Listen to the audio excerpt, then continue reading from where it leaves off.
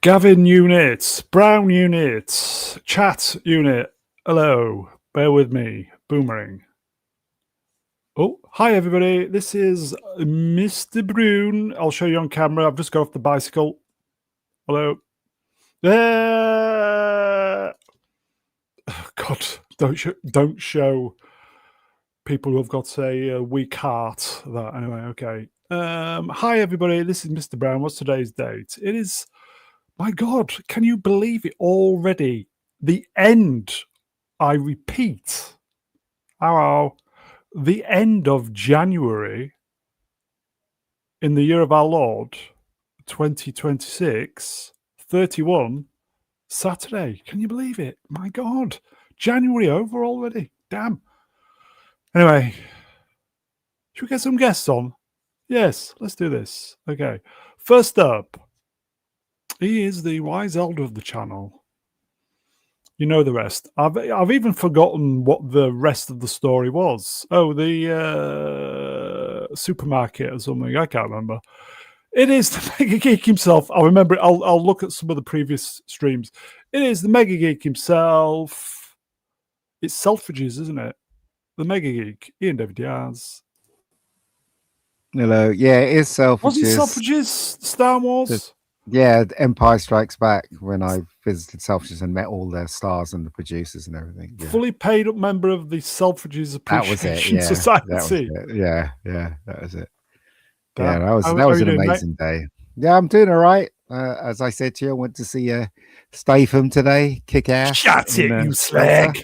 Was it good? It was really good. Yeah, I recommend it. I think it's a lot of fun. I've seen who's that guy that stands in red and he reviews films? What's his name? Oh, Jeremy Jones. Yeah, he was going on about it's what he does and blah blah blah blah blah. Do you know what? Right, it's better than his review. The film is a very enjoyable, much better than the way he reviewed it. I'm gonna go see it don't take anything what he says. Go and see it because it's a lot of fun, and everybody knows what you're going to get when you see a Jason Statham film. So just go and see it. Yeah. I'm going to go see it tomorrow, everybody. I've got my cheap ticket in. Yeah. I even said to Vex she should go watch it even before the reviews because Statham keeping testosterone alive. Anyway, he is. It is. It's Ian, worth your time. Thank you. It's great to have you on, mate. Should we get the next bod? Yep. Let's body on. Okay. Who are we getting on?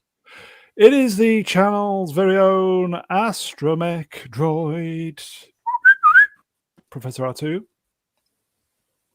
No, Daddy, no! Right. Hello. Ah, yes. Right, I'm doing well. Glad to be here. It's freezing cold outside. I don't want to go anywhere. I'm happy to get to sit here on a stream and talk about fun toys, especially given the letters of the alphabet that we're getting to today. What did we get to? We're up to S for Sears. And Shelter. Yes, it is Shelter, by the way. It was Shelter, yeah. And on that Shelter bombshell, that was improvised. I improvised. Prof, it's great to have you on, mate. Glad to be here. Shall we get the next person on? No. Okay. I think we're good. Cat, we can see you. Yep. Okay. He is the jester from Leicester. Much like myself, done exercise and he's come straight into the live stream, and it's a little bit tricky adjusting. He's the jester from Leicester, the Star Wars novelist, don't you know? The guy who compiled all the slides. It is, Snob Shop Spoiled Bastard. All right? Yeah, I think that's quite accurate. Yeah, how you doing, Brian? You all right, mate? Yeah, I'm all right. You all right? Yeah, you all right? Yeah, I'm not bad, mate. Yeah. I was bit out of breath from the exercise, you know. Yeah, is that all right? Exercise, we all right? Yeah, right. Yeah, struggling to breathe a bit, but apart from that, I'm all good, mate. Yeah. Was it fucking dragging that iron lung around, wasn't it? That takes all the effort.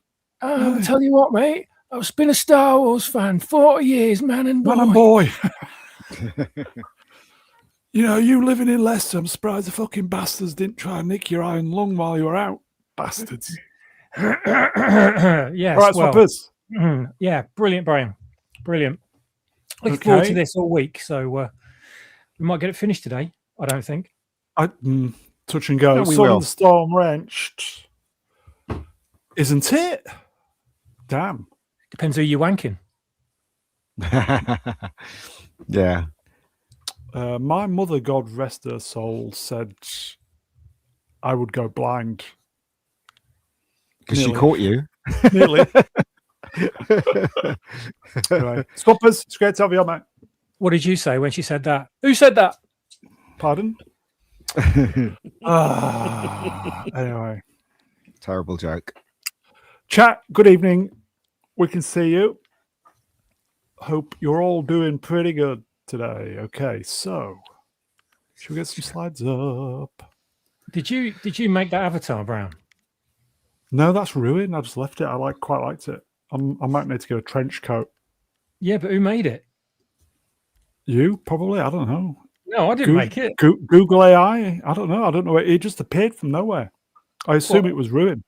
Ruin on the staircase next to a pram in the Untouchables. Oh yeah, yeah. On the wrong stairs. You know what? Place. The wrong train station. Okay, I've got That's I've got a little confession. Uh-huh. You know that clip of the Untouchables from Wednesday? God, piss funny. Piss funny. It was. Absolutely I've was. listened to it a few times. When I'm feeling a bit, just listen to it. It's fantastic, folks. What's Piss funny. So where is the stairs in Chicago where they shot that? Is it Chicago? Apparently so, yeah. Yeah, so it's not because I don't remember stairs like that in what's that? Well, bloody, neither does Ruin, to be train fair, station. but there you go. No, he says Grand Central. Because I've been there loads of times and I can't remember stairs looking like that. So I wonder what stairs he was talking about. Oh no. Maybe we can ask him next time we see him. He's out gigging tonight, doing the ABBA stuff. Double, 2 nights, yesterday and today. I hear, because I know somebody that actually knows him, well, met him. He's really tiny. Is he a small guy? Who, Ruin? Yeah. Well, I'm 6'2", and I was looking up to him. No way. Oh, so he's really tall. Yeah, I'm 6. Oh, well, right. 6'1". I'm 6'2" on a very, very good day. Probably 6'1". And he's taller than you. In every possible way, yes. Are you sure? Because somebody that told me he was quite short. I always thought he was about sort of 5'9", something like that. I never thought he'd be over 6 foot. Well, chat, just amuse yourselves while we sort this out. Yeah, I know. I was just saying. When we all meet up for what movie are we meeting up for again? What is it? Mando and Grogu. Is it Grogu? Because the Ray movie's not happening, is it? I don't think it is. No. Probably the Sphere will have gone bankrupt by then anyway. But if it ever does, but yeah, that's May, isn't it? God, that's going to So come out he's quick. tall then. I didn't know that. Because my friend must have seen somebody else. Well, the actual Ryan Johnson is 5.5. I see. He's a short dude. Yeah. Anyway, okay. Well, we're here to do toys. Yes, toys, everybody. Please like, share, subscribe. We're still in Christmas mode. Who is? We are. Look, Christmas Yeah, baubles. we're dragging Christmas out. Christmas out. Yeah. Well, it's not a bad thing, is it? Nah, it's not You a bad gotta thing at all. You got to remember though, Ruin does wear platform shoes. Oh yeah, because when he does the ABBA thing, he's so there you go. He's got quite a voluminous wig on as well. I just remember the first when I met him during the summer and I saw him walking up the street. It was very surreal. What was he wearing? Flares and a glittery jacket. With smoke behind him. Yeah, it was just yeah, it's very surreal. You know how you stream with these people, then you meet them for the first time. Yeah, that's like when I met Swappers for the first time. Didn't even know it was him. He just sat on the table. I was like, "Who the hell is this guy?" Do you remember that, Swappers? Do you I remember know. that? You just came and sat, and I was like, "Who are you?" Yeah, you guys were all just sat there having a meal or waiting for the Yeah. food to turn up, weren't you? And I just like Yeah, scooted in. I said, "Hello, Yeah. boys." And you went, "Who the fuck are you?" Weird. It's weird. I will say, folks, everybody who's in the chat is more than welcome for this meetup. We're going venue to be arranged, but I think it'd be okay for the Mando and Grogu, wouldn't it, It'd boys? probably be So 2 people turn up, probably. yeah, me and my dad. I think it'd be the time to make the effort, folks. So okay, please like, share, subscribe. Compiled by Swappers at. This is your handle, isn't it, Swappers, on the YouTubes that are tubes? Yeah, just do a search for that. You'll find it. What are we up to on the subs, mate? Do we know? 443, I think, something like that. Okay. If you've not subscribed to Swappers and you're into Star Wars stories, fill your boots. I will say, please share the stream as well. Nobody's watching these. Yeah, 28 people last time I looked. Yeah, there's only the hardcore 29 now. The hardcore people who watch this. Nobody watches it on the re-rub. Yeah, but the thing is, though, you should appreciate them.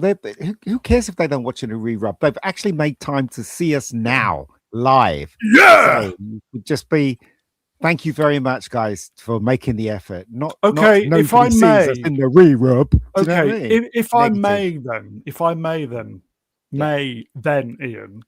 I may, yeah. 31 of the coolest kids are in the chat on YouTube at the moment. There Yes. you go. There you go. They know where the party's at, don't they? Oh yes. Okay, let's do this. Not here. probably me fap. Okay.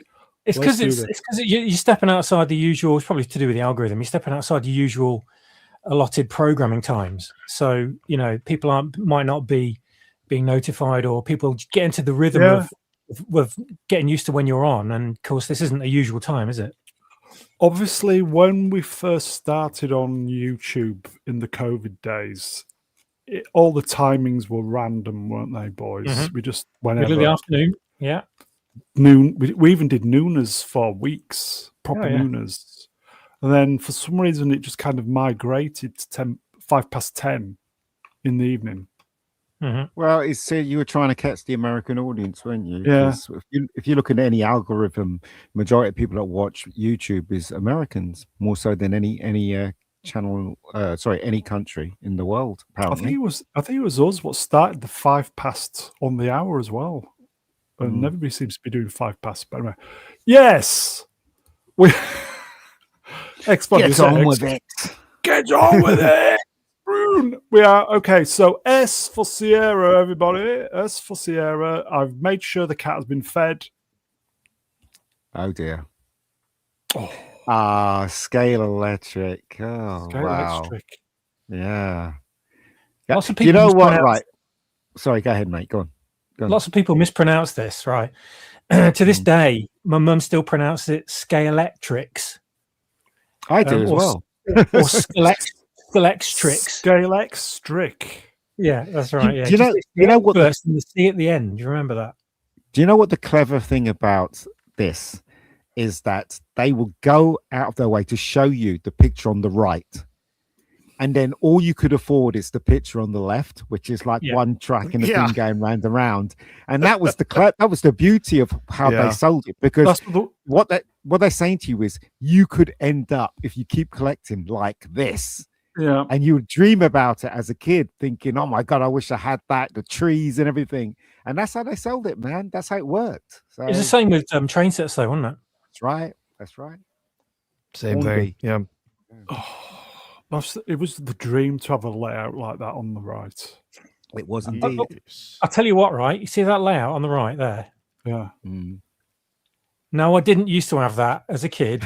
Sorry. I was waiting for that. No, I didn't. But we did set a track like that up with 2 other mates, and they brought their sets around, and we added all the bits of track together. And took over because we had a conjoined lounge and dining area, so pushed all the furniture aside, and made this one massive track that went everywhere and did everything. And it had 4 lanes as well. So we had 2 lots of track.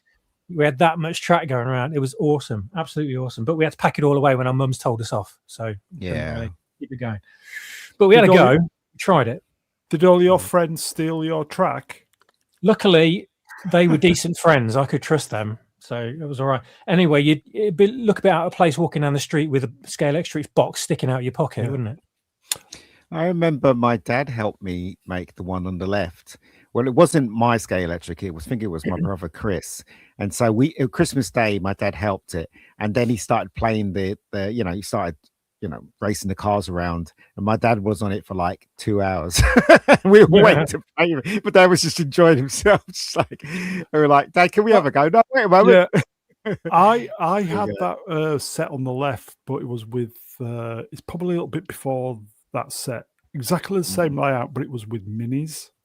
Mm-hmm. Oh, Mini Coopers. Yeah. Well, in the middle here, there's one with 2 minis in it. A red. In fact, it might even be that actually. That's the one I had. That was the first set I ever had in my life, and it basically a figure of 8 or an oval. So very, very small. But I was only like 7 or something like that. 6 years old. Same set, yeah. So I loved it. I didn't really care. And it had embankments at either end, so that when you went very, really fast around, it didn't fly off the track. But as a little kid, you thought it was the greatest thing ever. Brilliant. But then there was friends of mum and dad's who lived across the street from us when we moved to a bigger town. Had the 2 Porsches on the top left there, the silver and the gold Porsches. They had that set, and they had a spare bedroom, right, with nothing going on in it, a spare double bedroom, and they allowed me to go over and play with it. So I set up this track, the biggest track I could do set up in their bedroom, right? So and all the room to set it up as I wanted, and then race those 2 cars around. And I turned the lights off and just had the 2 Porsches racing around this track with the lights on. Oh, it was magic, absolute magic in the darkness. Prof, do you get Scale Electric in the States? Probably. Not. I don't know that we ever had anything that was branded Scale Electric here in the US, but we had plenty of different versions of slot cars, as we called them here, right? Yeah. That's what we had, lots of those, various different sizes. I know we had some that were the same scale as this. It's possible that they did have them branded Scale Electrics, but I just don't remember. All the ones I ever had were much smaller. They were closer to like the HO train scale size, much tinier tracks. But it was a lot of fun. That was the thing. You always had to be really good at it especially with the smaller ones, if you were really just holding down the gas and letting it fly, you'd come off at every corner and go off flying. Doing just one lap was always one of the best things you could do, right? Well, we used to have a couple of cats as well, and we used to love basically building a big set and then watch the cats chase the cars around. That was as much like fun as actually racing each other. I might need to get the Scale Electric set out. Oh yeah, I've got. Sorry, can I ask one question, guys? Yeah. I can't remember. The controllers were they connected with via wire, or was they free wires? Ours were always wired. Wires. Yeah. The modern equivalent Scale Electric now, you can get wired controllers, but you can get Bluetooth controllers now, and all the track is digital. Mm-hmm. Well, who buys that stuff? People who are into it. Yeah, older people, not kids though, is it? It's like people of our age who remembers it, I guess. Yeah, I've got a Knight Rider branded Scale Electric set from the 80s in the loft. That's probably worth a bit now. I'd have looked. Not much. No, not really for like the vintage stuff. You'd be surprised. I've seen loads of stuff that goes for quite a bit online. If it's it was quite popular though, I think. Yeah. But anyway, that's Scale Electric, everybody. Happy memories. That was a phenomenon at the time. Yeah. Okay, let's move on then. I don't know what's next. Oh, what's this? Screwball Scramble. You must remember this. I think I remember this. I remember the ad, but I never had it as a kid. You know what it's about? I don't remember this one. Is it like a ball and you had to balance it towards the end or something? Or put it in a hole?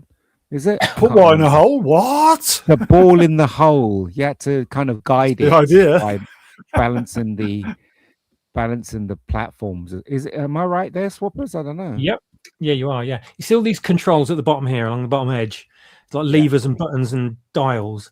You basically manipulate all those, and each one manipulates one of these obstacles. So it tips it backwards and forwards, or rotates it, or flips it, or whatever. And you have to get the ball from one end of the course to the other by using all these different things without spilling the ball over. So if you spill the ball, then your goes over, and then someone else has a go. And you've got to do it within a certain time as well, so you can challenge each other to time races. But it's a great concept, and what I love about it is the fact that it's physical and tactile, whereas these days you'd probably just play it on a video game system, and it's not half as enjoyable because it's all on a flat screen, whereas this is actually happening right in front of you, you know, like Mousetrap and stuff like Scale Electric. You can't beat it like Rock'em Sock'em Robots, you know. It's not just pixels, it's physical objects moving, and that makes so much of a difference. Kids are not like that anymore. They'd rather be on there. They'll never know the difference, sadly, but we do. We know both, and how one is so much better than the other when you come to actually use them. There is a new version of this. There's been a few versions of it, but then there's a new version of this now. We have to get the ball from the bottom to the top, which is like vertical, which looks really interesting. So I just saw it, I thought, oh man, I'd love it if someone bought me a present. I'll be on it all the time. I love it. Thinking like a 10-year-old straight away when I saw it, you know. There you go. Great fun. To me, it looks like Mousetrap. Yeah, it's kind of a similar principle, but Mousetrap's are kind of more of a take turns, kind of slow-paced dice game, whereas this one's an action game, really. We had Mousetrap when I was very, very young. I remember playing Mousetrap. You'd spend about a half hour, 45 minutes trying to get the Mousetrap like assembled. Yeah.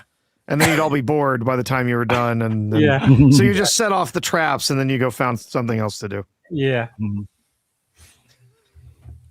Yeah.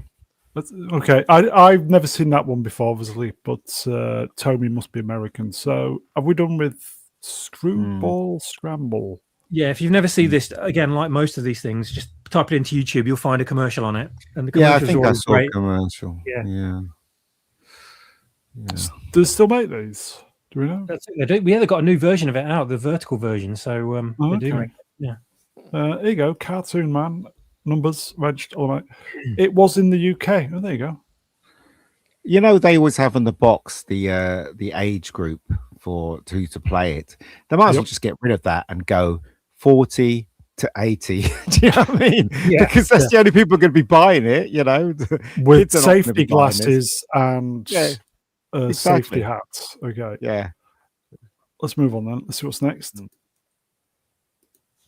Oh, my brother had this. Sega. Give Genesis. Give me. Oh, Mega Drive or Genesis, everybody. Yeah. I had two of these. Some bastard nicked one of mine. Oh no! Nicked it with all the That's games. unpleasant. It's when I was a student, they broke into my digs and stole it, bastards. It's probably the same person that stole the Evil Knievel from my place. Stole my Jazz Transformer and half of my Star Wars action figures as well. He's sitting there somewhere with all our toys in his bedroom. Yeah. I just remember Streets of Rage being a great game. Oh, that's such a classic. That's a great one. Yeah, well, I never had a. Well, I don't say I never had a Genesis. Much later on, I actually because I was mostly Nintendo, and again, I didn't have a lot of money as a kid, so I really kind of just got what I got. But when I was a little older, I bought a Sega Nomad. If anybody remembers that, that was a portable version of the Mega Drive. That was the Sega Genesis. They re-engineered the hardware and put it into a handheld console, but it still took the original Genesis cartridges. It had a little LCD screen and everything. Wow. It was brilliant. It was so cool. I ended up having to sell it because I was, had some financial issues at one point and ended up having to sell it off. I'm still mad I had to sell that. I had to sell that, and I had to sell my old my Atari Lynx. Yeah, at the same time. So. Yeah, it was cool though. It was hilarious though because it ran on like big chunky C-size batteries. I don't know what they call those in the UK, with big old monster batteries, and it would only run for like 3 hours. on the batteries. So it was. It is pretty amazing when you look at the games of yesterday and what they can do today. Like I remember we got this game called Impossible Mission, and it was just like impossible. It was just no. It was seriously. It was just these black stick men that ran around on different levels trying to get to the top level. So they were secret agents, but it were just black little stick men, and we were amazed the way they were running. It looked like a real guy running, and we were amazed then. Imagine if I, went backwards in time and showed them what we got now. My mind would probably blow up or something. Oh yeah. That game actually has been remade many times. Did you? Was that for the Commodore? Commodore, yeah, for the Commodore. That was one of the original versions of that. That's been remade, re-released, a whole bunch of different versions. Oh wow! It's a classic. Yeah, it's a great game. Sega is a very special name to people of my age. Hedgehog, Sonic the Hedgehog. Remember? They're just playing that on there. Obviously, before all these consoles came out what? The arcade games, some of the best arcade games were Sega. Yep. And it just means, Sega just means it's a very special company to a lot of people, myself included. Same here, yeah. I mean, long before and after the 16-bit phenomena where home video games really took off. Sega were prominent in arcades everywhere, with absolutely, yeah, all of the basic Model 2, I think it was, arcade games that were basically like Outrun, Enduro Racer, Afterburner, etc., Space Harrier, and that, which were all converted onto 16-bit home systems with a little bit of paring down, but they still were pretty faithful. But it was when, after the 16-bit era, with the 32-bit era and things like Daytona and Sega Rally, virtual racing, they were still pushing boundaries and really making amazing arcade experiences that we didn't get in the home for another decade at least. Yeah. They were really pushing it. So Sega will always be like the prominent. The Star Wars games were great. Sega was behind. I was going to say Sega was behind the incredibly good Star Wars arcade game that was released, the trilogy arcade game that came out in the late 90s, or actually they were behind both of them. There were two of them. There was one in the early 90s and one later. Both of them were fantastic, and they did do a port of that game to the 32X thing that you could get for the Sega Genesis. Yeah. Yep. I'm still waiting for decent home versions of like Sega Rally and Daytona now. I've got Daytona on a handheld of mine, which plays up to like Dreamcast level emulation. And it's amazing on that. But I just want to play it on the TV with a steering controller and everything like that, playing a Sega Rally. I'd love that on the Switch. But they just won't convert these things for the Switch. I don't know why, because the Switch is like one of the most popular consoles ever, and they won't convert these games for the Switch, and I don't understand why. I really wish they would. Maybe one day, but I'm still waiting for decent arcade perfect conversions of those games. It should do, because they're like 30 years old now. I loved Space Harrier because it was the only arcade game I ever finished. Wow. What else? The Star Wars games, Star Wars arcade, they were really good.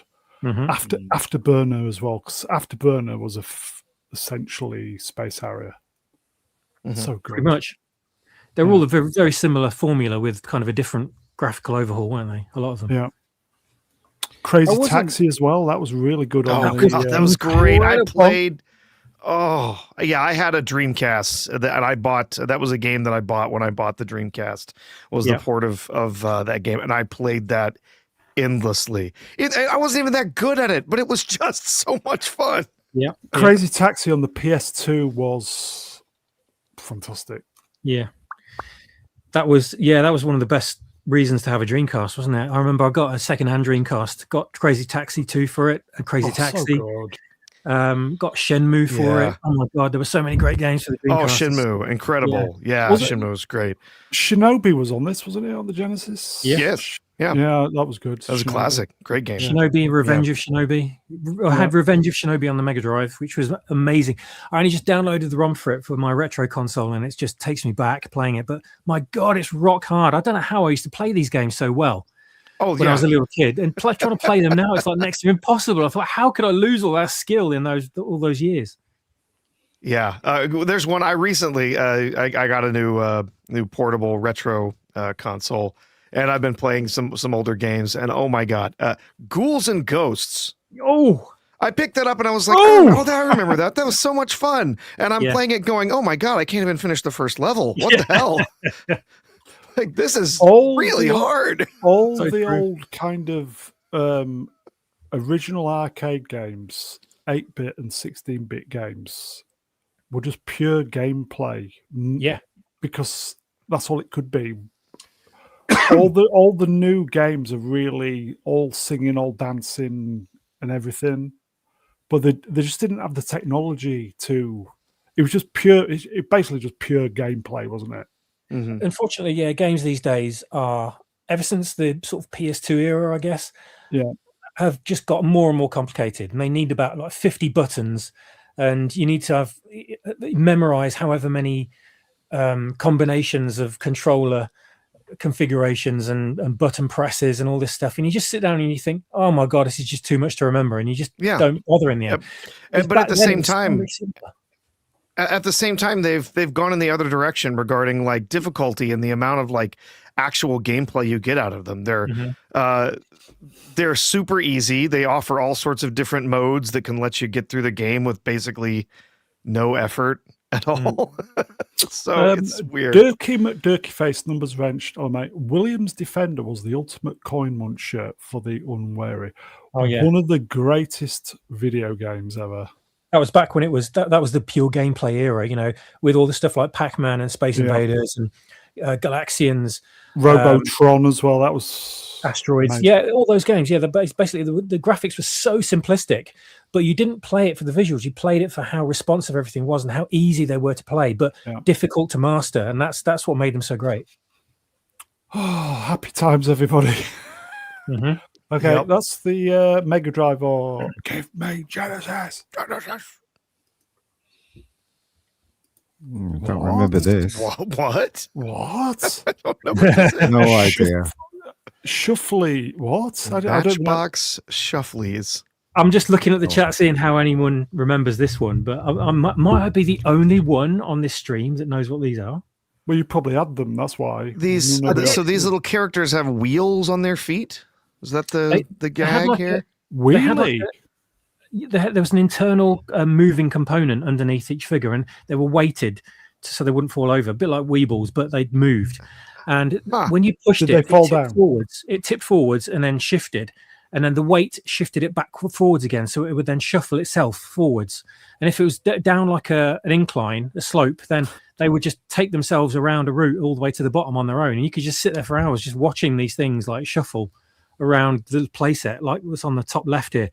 And I think they had things like tree houses and all sorts of other things as well. But I had a set of these when I was about 2 or 3 years old. And I think it might have been a hand-me-down, but I loved it. I absolutely loved it. It was fascinating just getting these figures and just shuffling them down these little, I don't know what they are, these pathways. And it just occupied me for hours on end. I mean, like, as a tiny little kid, you know, you just want to watch something play out in front of you that's physical, that's not a cartoon on a screen. And this was perfect for it. Just amazing fun. It really was. But I'm amazed I'm the only one that actually knows what they were. Yes. No idea. Never heard of them. Obviously, I've heard of Matchbox. Mm-hmm. Yeah, never seen these. Never seen these. But Matchbox was an international company, wasn't it? So they probably had it in the States and the UK. Yeah, I would imagine they did. What happened to Matchbox? It's still around. I think they're now owned by Hot Wheels or another company, but the brand is still out there. Right, okay.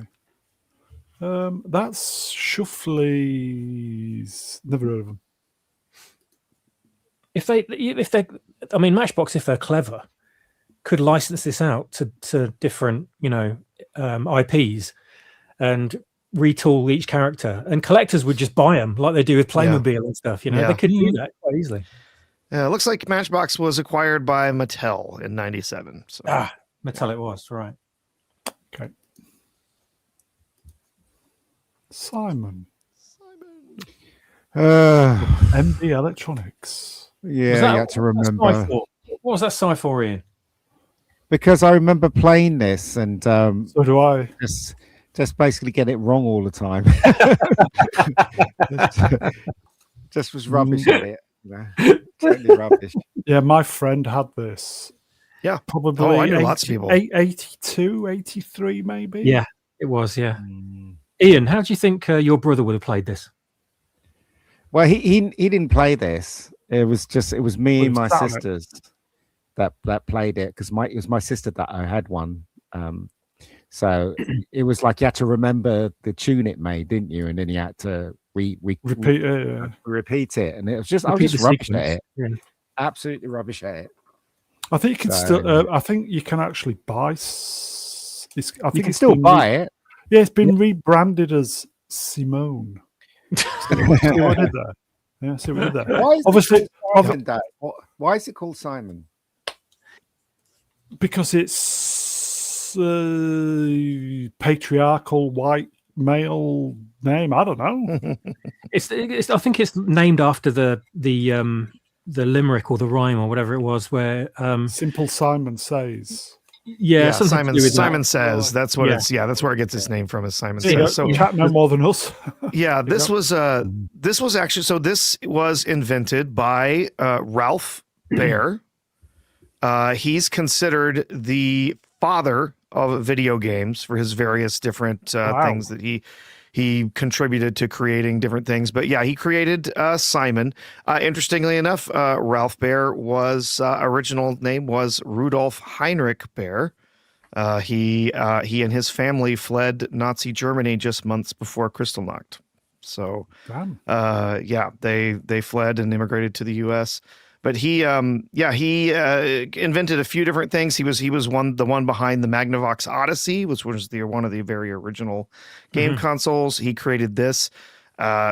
Interesting connection here. When I was in grad school, one of the guys that it was in my class was at one time the world record holder for a Simon game. God. Must have been I do not remember how long it was, but it was hours and hours of playing Simon. He held the world record for the longest Simon game. He got to meet Ralph Baer after he set the record too. Wow, must be really boring where you are. He actually wasn't from around here, but yes, it is boring. Here you go. I've just noticed the cat looking at me. Gavin Blackburn number. Ranch or spot. Eva Green. Simon Says Eva Green, who we all know she was robbed, by the way. That's Simon, everybody. I know you can still buy it. It's probably Hasbro now. The thing about MP games when they used to advertise, it was always an American family that were playing the games. You remember Swappers? Every time you saw an advert for MB games, it was never a British family. It was always American families. Yeah, it was. I think is it American? I don't know. Yeah, I remember the Operation advert having British kids in it. Like, let's do that, Butterfingers. Oh no, it was American. They were American kids. They were American. You sure? No, that was English. It was English. No. It's on YouTube. Check it out. It's American family. Maybe we got both. I don't know. We've said this before. Or maybe I'm wrong. Who knows? Hasbro should really rebrand some of the classic stuff as MB games. Yeah. Oh, they should. Yeah. Mm-hmm. Because of the nostalgia factor. Okay, let's move on then. That game's box is pretty bossed up. Now I know Swappers had these. Cindy. And Barbie. Barbie. I did have. I had a Cindy doll. Yeah. I remember my sisters had Cindy and Barbie, but Barbie was, as far as I can tell, was always better because she had her joints moved better. So her legs. What about your sister? Very funny. Her legs were rubber, but inside the rubber there was a joint. There was a ball joint where you can make her knees bend. But with the Cindy one, they didn't have that. It was just kind of articulation. Yeah. that locking joint was patented. So yeah, no one could do anything with it. Oh, okay. Yeah. So I think, yeah. Sorry, go ahead. Go on. The only reason why I had a Cindy doll is because I wanted my Action Man to have a girlfriend. Curiosity. The Barbie doll looked much more glamorous than because as I recall, the Cindy doll had a bigger head. Mm-hmm. Her head was quite big, right? They all do, mate. Yeah. Well, Sword in the Storm said that Cindy was Down's Barbie. You could go that far, I guess. Okay. Is this obviously this is very gender specific now, as it always was back in the day, but nobody gave a shit. But now everybody's offended by this. Is this problematic? Good question. Why would it be? Why would it be? Because it's I don't know, conforming to gender conformity. All that garbage. Well, it's not to me because I actually believe there's only two genders. So, call me old fashioned. You know what I mean? So, why would it be a problem? Not yeah, for but then me. they'll start going on about stereotyping women because there's a Cindy doll where she's in the kitchen and all that stuff. Like, fuck off. I know. Yeah, doesn't occur to them that's what girls might actually want to do and might actually want to play. Yeah, it's ridiculous. Yeah. Yeah. Also, I mean, women even today are in the kitchen. Even I'm in the kitchen. Well, what difference does it make? It's ridiculous. We're all in the kitchen now, mate. Okay, that's Cindy. That's Cindy. Everybody. I want to know what the girl with the basin cut's playing with in the bottom left there. Looks like a boy. I don't know. It looks like a dildo. It does. It's a vacuum cleaner. It looks like something else. Well done. You say, dildo. Every girl's dream. Let's move on. What's this? I've never seen this before. Do you? My friend had these. This is an obscure one, but I do remember seeing them at the time. Slam bam. How can they go when you're connected with a wire to them? Well, it was an early time in childhood electronic toys, so they were wired controllers, but you could still have a good game session with these. I remember I never had these myself, but I knew kids at school with them, and they brought them to school. When you could actually take toys to school, and they brought them in. I was like, "What are they? I've never seen those before." So we spent like 10 minutes like smashing these into each other. Basically, the cars have these attachable pieces, the fenders and things you can attach to them. Right, yeah, and you basically slam the cars into each other and they all break off. And the winner is the one with the parts that's still left on the car, I guess. But I don't think you can really steer them. I think you can only go backwards and forwards. Mm-hmm. So you have to sort of line them up and then sort of, slam them backwards and forwards against each other. But yeah, I do remember sort of seeing them around. They were in the catalogues as well at the time, but sadly never had them myself. Possibly late 70s, these possibly. Yeah. Late 70s. Yeah. I always saw the pictures in the catalogues though and just thought, they look great. Any kind of cars with flames on them and bright colours, I just thought, wow. There you go. Yeah. I don't remember seeing these here in the US. You were talking about how could you play with them with wires though? There was one toy that I had when I was younger that had a wire. It was a plane. Yeah, you had a little plane that you would fly, and of course it didn't have controls to go up and down, backwards and forwards, whatever. It just had a big metal wire that attached to it, and then you would turn it on, and you had to turn and in a circle to let the plane fly around you. And of course, you could do that for about 5 minutes before you get dizzy and pass out. Yeah, perhaps. I always remember these were quite sizable as well, if I remember rightly. But bear in mind, I was only a shitty little kid, but. Yeah, they were quite big. Probably really tiny now, but the technology wasn't great for these though, because they were connected via a wire, so you had to walk behind them, otherwise they just stopped because they were stuck to the controller, and also they were powered by like a little roller that was fixed to a very weak motor inside the main vehicle, and that roller then was friction control on just one of the wheels. So the roller span in the opposite direction and then pushed the wheel in the right direction. So these things were only powered on one wheel. So they were like hopelessly underpowered, really. But they lasted for as long as they needed to. And I suppose after about 3 months, completely gave out and they were thrown away in the trash. But Yeah, they were a thing of the late 70s at least. There you go. I don't remember them at all. I think the Slam Bam, was it Slam Bam? What? Slam Bam Sam, made by Corgi. Letraset. That's Letraset font. That is, it is, isn't it? Yeah. Yeah. Okay. Let's Shattered font, I think it's called. Yeah, it's great. That's a great font. I love that. Speak as Reminds well. me of ET. No, that's the only time when I ever knew of Speak and Spell was ET. Same I here. never had one of these. And ET kind of sold it to me because anything that was in that film I wanted for myself. But I think I would have been disappointed if I'd owned one because it was just literally speaking and spelling, and that would have been it. And I would have just got bored and got off to play with my cars. But I think everyone else seemed to have one, but I never did.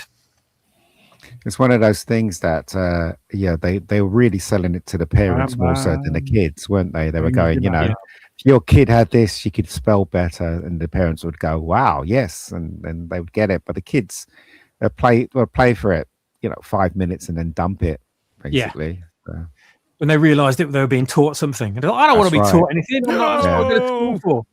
Yeah, I think these were made by Texas Instruments, the same as Little Professor. Yeah, Texas Instruments. Yep, these were Texas Instruments, who my uncle worked for many years. Wow, and he did not design the products. He was an engineer who made the chips that went into these things. So yeah, Franco Walker wrenched. We'll spotlight Franco. Could you get it to swear? Oh, that'd be good. No, you couldn't.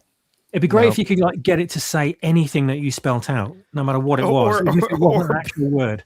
Yeah, or pronounce it properly when you spelled it. Yeah, it was. Yeah. It was a weird toy. I never had one of these. We did at a daycare that I stayed at for many years. That they had it, and it was such a strange toy. Some kids just loved it. I don't know why, but yeah. Here you go. XBT wrenched was spotlights. TI-99, was that an early home micro? It was.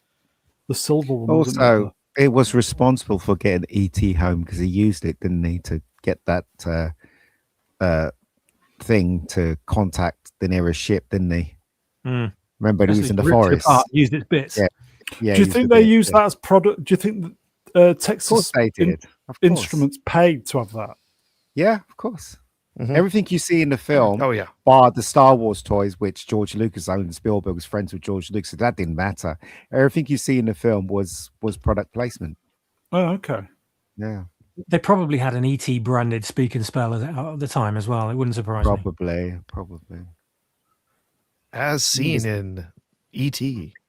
Because Professor, correct me if I'm wrong, there's a law, isn't there, where you can't just use anything in a film. Because the rights belong to whoever owns whatever they are. Yeah, I think there have been some things like that over the years, but I think I'm not sure exactly how it applies. I think you can use things, but of course there's there's things called Greeking, where you can take a product, you can have it in there, but as long as it doesn't have the actual brand name showing on it, it's okay to have it in there.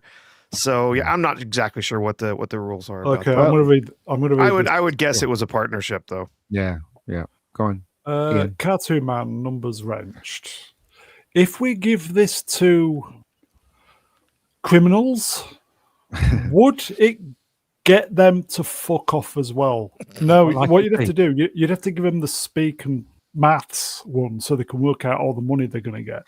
I remember the very first independent film I made, Marks and Spencer's gave us very good cartoon man, loads of white shirts. But when they realized that people would get shot in white shirts, and because we were adding squibs in those days, you couldn't just put it in post. They said to us, please do not put Marks and Spencer's supplier of shirts in the credits.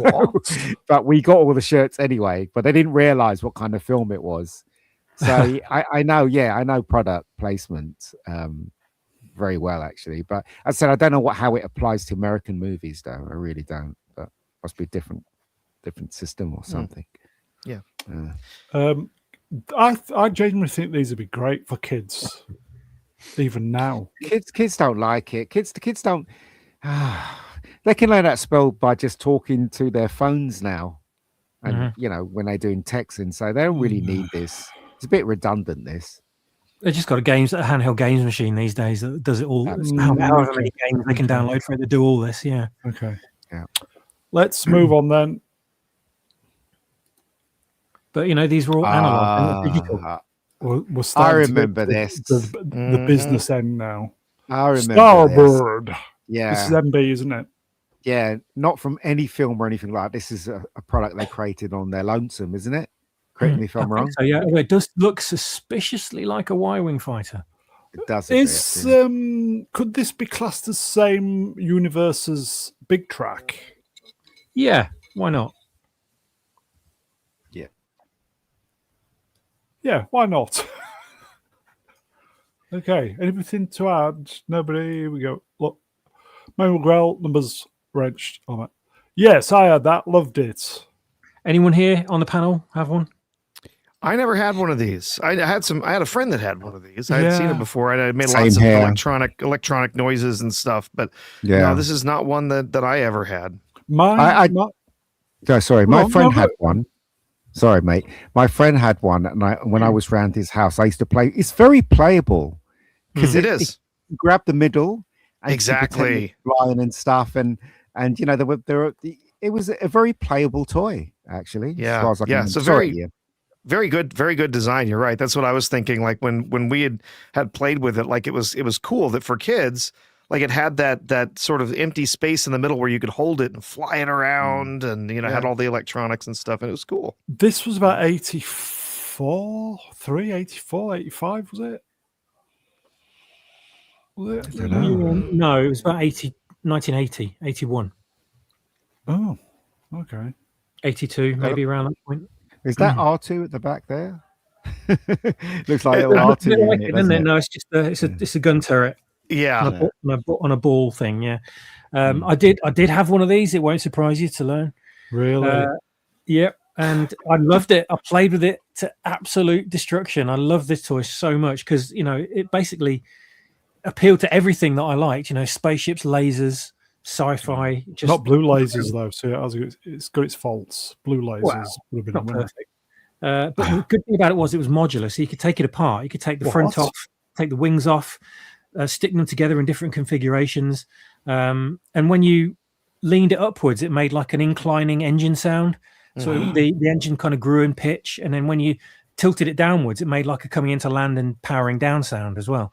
So it's like hours and hours and hours of entertainment with this one. And of course, when kids used to actually play with physical toys, we'd run around the neighborhood, flying it around in the garden, playing with it. So it's kind of very much like a Space 1999 Eagle type of toy, if you know what I mean, but bigger plastic, not die-cast and metal.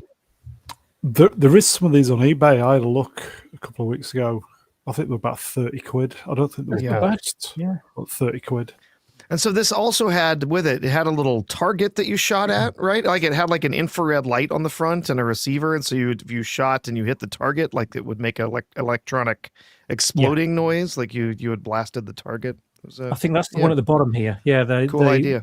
Yeah, the with the radar thing, the station at the bottom, you could hit it with the infrared blaster that was built in. There you go. Manuel, numbers wrenched. Also, the front was detachable, and you could remove the engine and stick it to the detachable crotch pit to create a smaller craft. Yeah, it was all modular. Yeah, it was great, really great. And the two little fins on the back there, the black pieces, you could slide those off and have them as tiny individual little drone type craft as well. So there's so much play value in this. I loved it so much. Really sparked the imagination as a kid. There you go. That's Starbird, everybody. Back when toy designers knew how to sell to kids and gave us what we want. Sounds like something out of Penthouse. Starbird. Starcom. I remember these. Starcom. Yes, I remember these. These were kind of automated. I'm not sure if they were wind up or battery powered, but you press a button on them and they'd kind of spring apart and go into a different configuration, like a battle formation or something like that. Or guns would pop out, or engines would pop out. They'd drop an escape pod or something like that. Anyway, they'd have all these like amazing play features with them, and these were. I was too into Action Force, G.I. Joe, and Star Wars at the time, and Transformers. So that came out around the early 80s time, and I never got into these ones, but they always looked great from whenever I saw the ads on TV and the catalogs, but sadly never had one myself. That sounded like one. That is one. Wow. That I found in my collection earlier today. Amazing. Yeah, they had little gears, and the little guys on them had magnets. But yeah, you had they were little. Yeah, it's not a motor; it's like a spring, gears and stuff like that. But yeah, you would trigger them. Oh, it's not working. Oh, there we go. Yeah, you trigger them, the wings would slowly pop out, and you had the characters had little magnets on their feet. Are you able to show it? Maybe. Hold on a second. Maybe. My phone go. Just amuse yourselves. The little astronaut figures, but I think they took a cue from Diaclone and had the magnets in the feet of the characters, so they could stick onto magnetic points without falling off, and you could pose them and put them in setups without them getting lost and stuff. It was a pretty good idea because they were really small figures. They were kind of small scale play sets, these ones. What year, roughly? I'm going to say, I don't know for sure. I'm going to say between 84 to 87. Oh, okay. Don't remember any of these. You were too old then, I think. Probably. Sword and Storm. These were so cool. I would have, if these had come out about 10 years earlier, I would have been all over these. These are so great. Oh, here we go. Hold on. There we go. Fold it up. Oh, look at that. There we go. Nice. Oh, he's even got the man. Look at that. Oh, what? Yeah. I love the Apple the iPhone screwdriver kit in the background. Nice. Okay, that's Starcom, everybody. I assume they don't make them. I don't know. I don't think so. I think they probably go for quite a bit on the secondary market. Gap After Dark, numbers, wrench, nice pussy. 1986 Starcom came out. What? The Toys cartoon came out before the toys. So right. They did the full. Yeah, they did the full gamut of selling it to kids. And the cartoon and the toys. The toys came out before the cartoon. Yeah, I don't know if there was a comic, but definitely the cartoon and toys. There's usually a trinity, isn't there, of those three things? Okay, let's move on then. Oh, what's this? Oh, Star Wars. Never heard of it. Okay. What is it? Star Wars, everybody. This pretty much speaks for itself, doesn't it, I think? This is where Swappers just goes off on one for an hour on his own. Right. I'm going to take a nap. Tell me when he's finished. We cross off all the ones that your brother sat on. I mean, the ones that your brother had as present. Who's banging? Okay, my friend who I used to go to secondary school with, he had the Millennium Falcon, the AT-AT, and the Snow Speeder. Mm-hmm. The Snow Speeder was fantastic. 1-to-1 scale with sound effects as well and light up guns.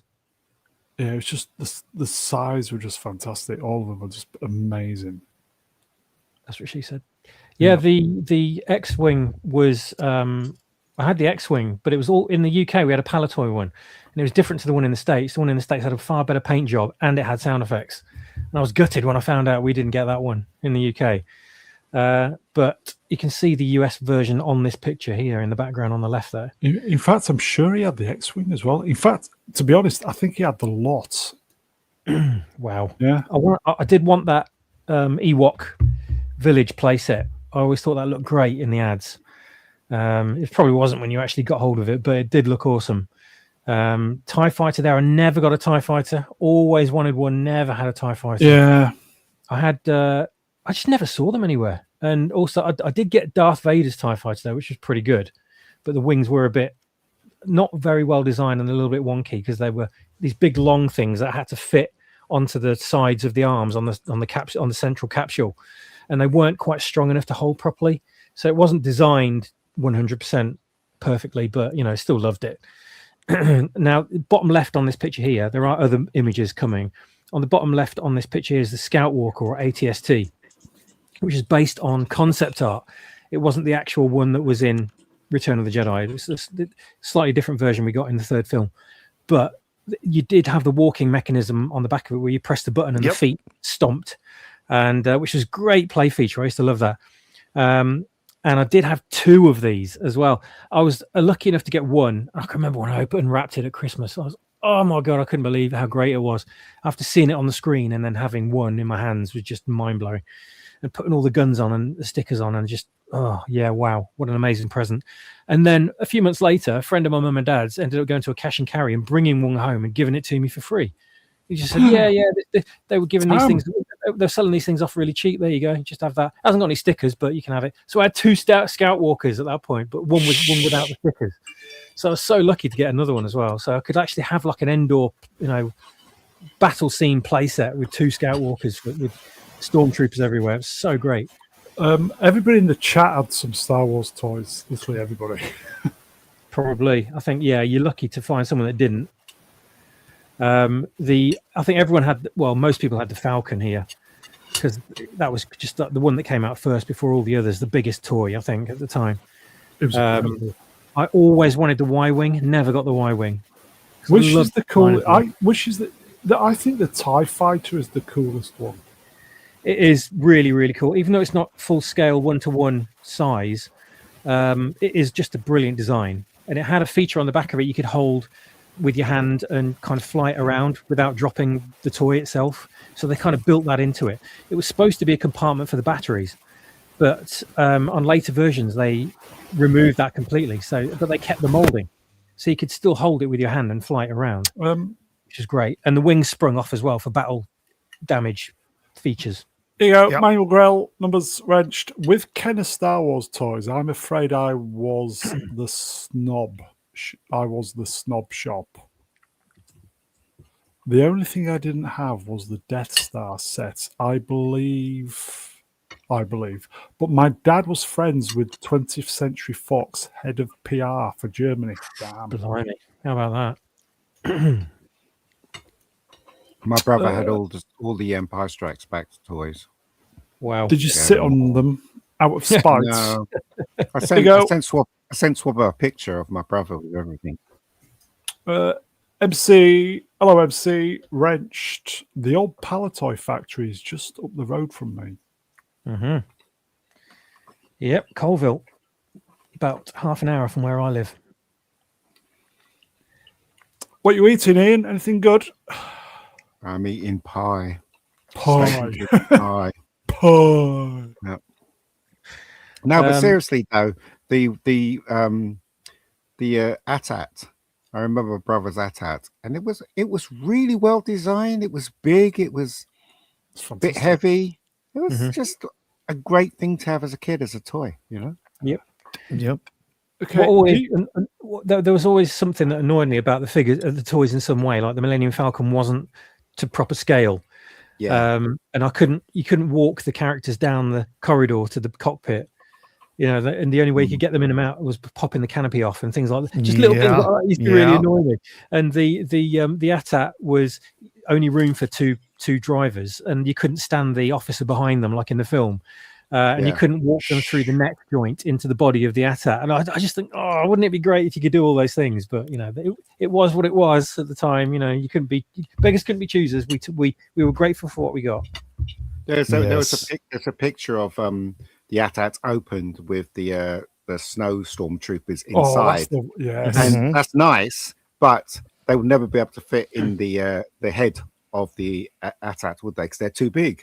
You could fit one in there, I think, if I remember. You could fit one guy in there. There was a modern version that came out in recent years, which was a lot bigger than this, and it was a lot more to scale, and there was room to actually get two pilots and the officer in there as well. Room for a speeder bike in the back of it, several figures, multi-layers to the inside of the body, you know, lights and sounds and all sorts. And man, it looked incredible, absolutely incredible. I'd just like to say I love the snow troopers. Yeah, They had a really great design, didn't they, with the helmet and everything? It was just fantastic. it was so simple though. It was just like a piece of fabric hanging across their face. Yeah, they are the coolest ones. The snow troopers are the best. Yeah, really cool. Yeah, really cool. No, I had so many of these toys. I shared some images with Brown earlier. I'm trying to get this as a PDF so I could add it as slides to be shared, but it's not cooperating. Anyway, there's I had the everybody had the or one anyway of the figure cases. Right. Yeah. There was the one that was C-3PO's head. And then there was also Darth Vader's head, which that's the one that I had growing up, was the Darth Vader one. And, you'd have all your figures together and you could, then you'd pull them all out and play with them together and, set up all sorts of scenes. There was just so much you could do. There were some great play sets that were available over the years. At one point, I don't have them anymore, this one anyway, but there was the Dagobah play set. Amazing. That had Yoda's house, and it had a little training area where you could have Luke. You could have him stand up, you do like a handstand, and then you had boxes where there was a tiny little twig of plastic that sort of stuck up, and you could put the boxes on the end of that little twig, and it was on a lever. So you could push down on some rocks on the playset, and it made it look like he was hovering the boxes with the Force. There were all sorts of cool things you could do like that. It's magic. You can tell kind of actually cared, didn't you? Because with the AT-ATs, right?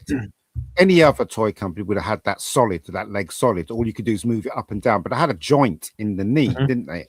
And so you can pose it. Yeah, you can pose it and everything. So it was a really well designed, wonderful toy. Absolutely wonderful. And the lever inside the body as well that you could turn and move the head up and down and press the button and guns would fire remotely. Just amazing, and light up as well. Yeah, it was amazing, and it's an amazing toy. Same thing with the Scout Walker as well. I remember the couple of Christmases later, my brother got that one. So it's just I remember playing with it, just using your imagination and playing with, you know what I mean? It's just, I don't know, they don't make toys like that anymore, put it that way. No, they don't. And when I think it was Rogue One came out, and I remember seeing all the toys for that with the U-Wing, and I think it was one of the new TIE fighters and things like that. I remember looking at them in Toys R Us on the shelf and thinking, something about these isn't quite right. It wasn't the scale. It was the fact that they'd modified them and compromised the design to fit Nerf darts into them. And I just thought, that's just gross. And even as a kid, I wouldn't have wanted those. And why are they, just idiots working at the toy places these days, unless they're marketed for adults, because the adults are really discerning, whereas kids don't really play with analog toys anymore, unfortunately. But I just looked at it and just shook my head in despair and thought, what are they thinking? It's just shame, absolute shame. But everything here was phenomenal, though. I did want the Rancor that we got on the right there. I always wanted that because I just thought it was an awesome creature in the movie. But that was 1984, and people stopped buying me Star Wars toys around that time because they thought I was too old for them, sadly. So you never got one then? Never got one. Treat yourself. Yeah, look. Treat yourself, mate. Go on. You got my permission. Go on. Away you go. It's probably about £300 now, Brown. So it's not going to happen. You can afford it. Okay. We'll do a GoFundMe for you. Okay. I don't think the toys. I can hear myself echo, by the way. I don't think the toys were quite as cool for Return of the Jedi. No, they weren't. As Empire. Empire was the benchmark for me. Although the AT-AT was quite was it Scout AT-AT was quite good. So I thought that was well designed. Yeah. But the rest of it, even the Rancor kind of looks a bit rubbish, doesn't it? A bit. Oh yeah, that's what Swappers wanted though. Swappers. I know. Come on, people, wrenched. Still not a member. Swappers, members, can we see some common people's Daisy and Four Fingers in the chat, please? Swappers never got one. Ha, virgin. It's not nice. Sword and Storm, Wrenched. You can get the OG Rankov less than 70 quid on eBay. Go on, Swappers, treat yourself.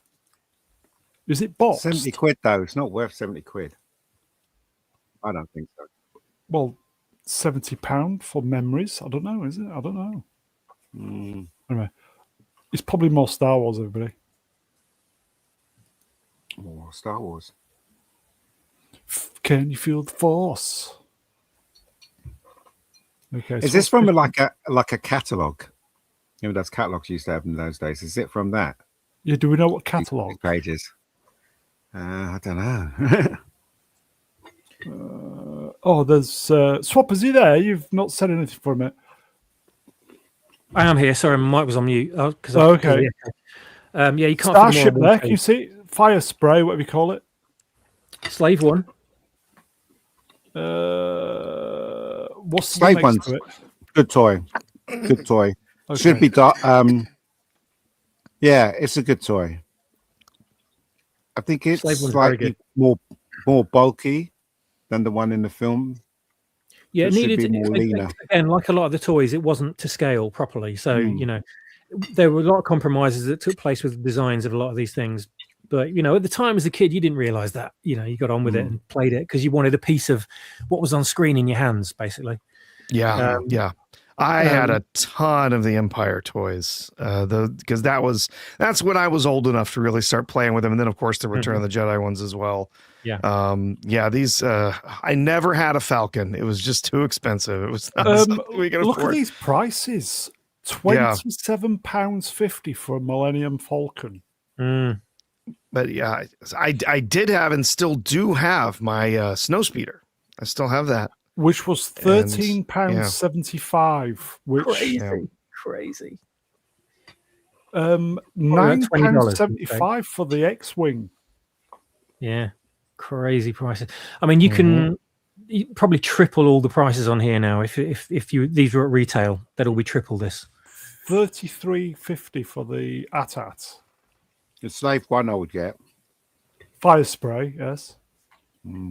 Always wanted Slave One, but never had that one. So yeah, I'd definitely get that.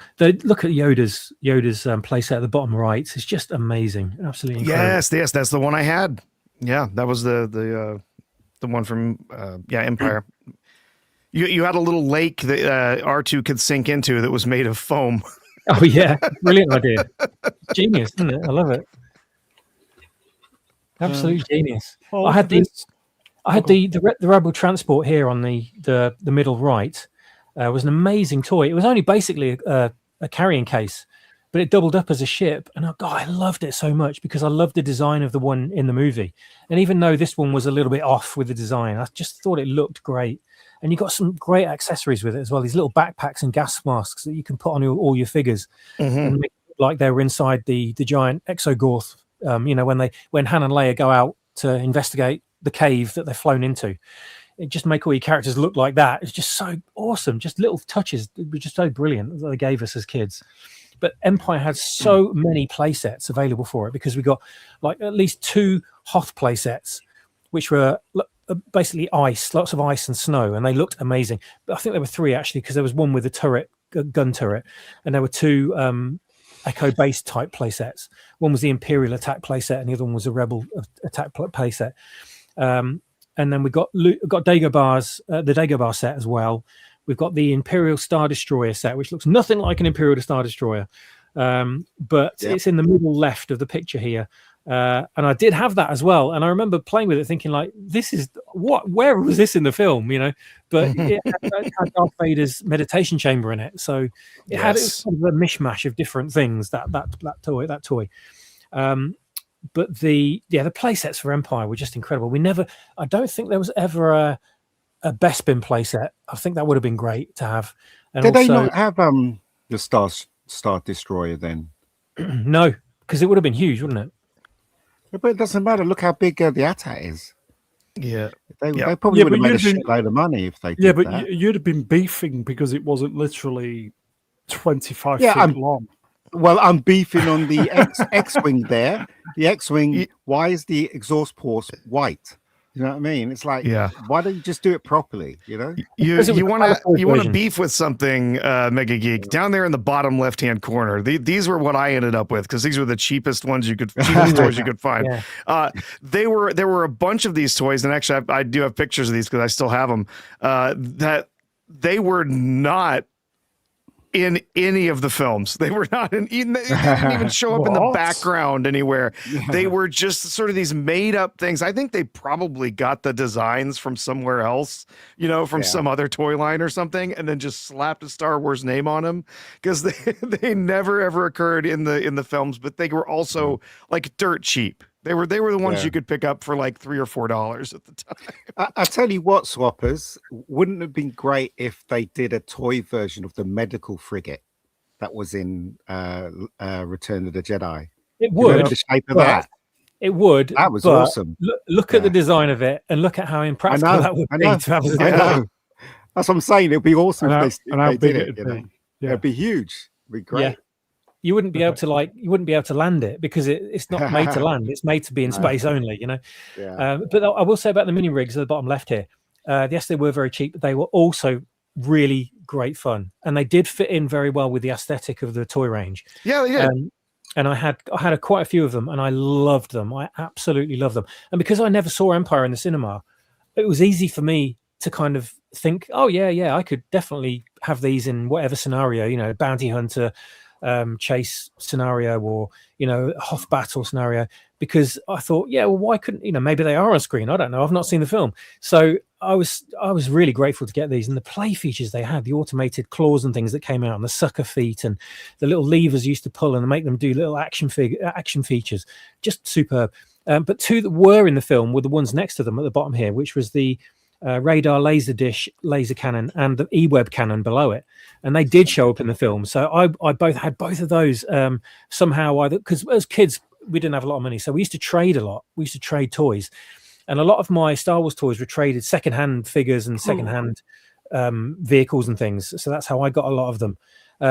And I'm really glad we did do trades, because a lot of it would have passed me by and I never would have got to experience them. But the inside of the case here is just brilliant. I love this so much, even though you can't get the power droid in properly. No. The medical droid.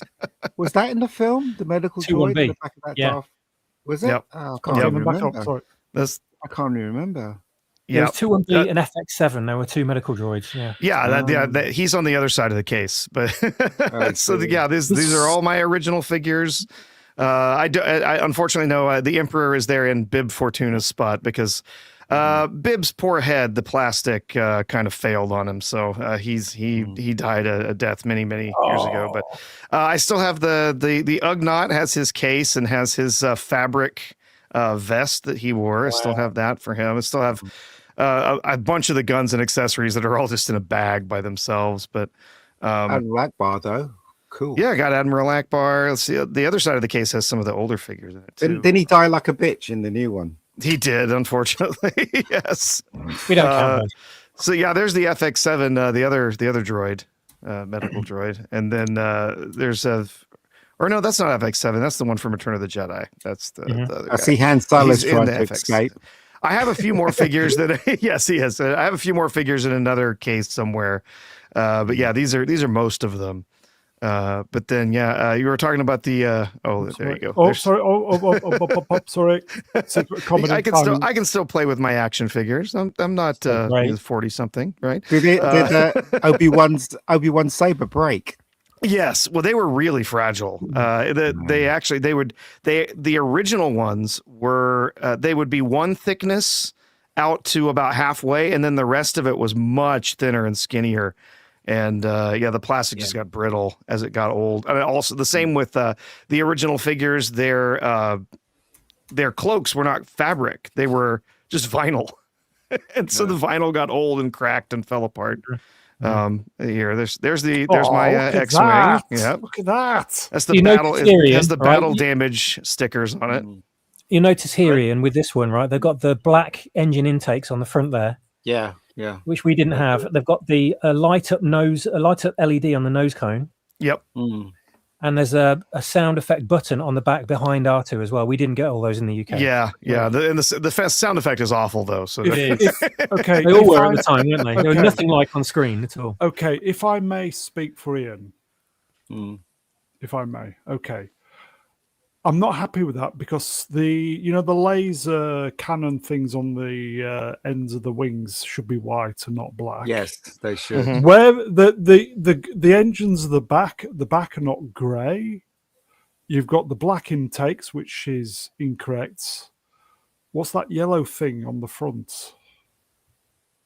Oh, just the paint. Yeah. And the crotch pit needs to have, the metal should be painted white like the fuselage. Other than that, it's pretty good. Yeah. Let's see. Oh, there's the there's the walker. Still got that. Still works. It has a little walking action. So great. Yeah. And then the speeder bike. I found that one. Didn't find the speeder trooper. The only problem with the scout walker is that the knees don't. They're just stuck, aren't they? The knees. The bottom part of the knees. Those don't work. The upper part does, but doesn't. Yeah, it's pretty good. Yeah. So the cool thing about the speeder bike I loved was it was spring loaded. Mm-hmm. You had a little package on the back or like some rolled up clothes or something that sits on the back, and if you squeeze it, it would explode. The parts would go flying, which was always fun when you're playing with the characters. There's my little mini. These are great. So great. Still though, I mean, I could see kids playing with something like this from that time, even though I saw that in the film or that one. Mm-hmm. But I mean, they look good.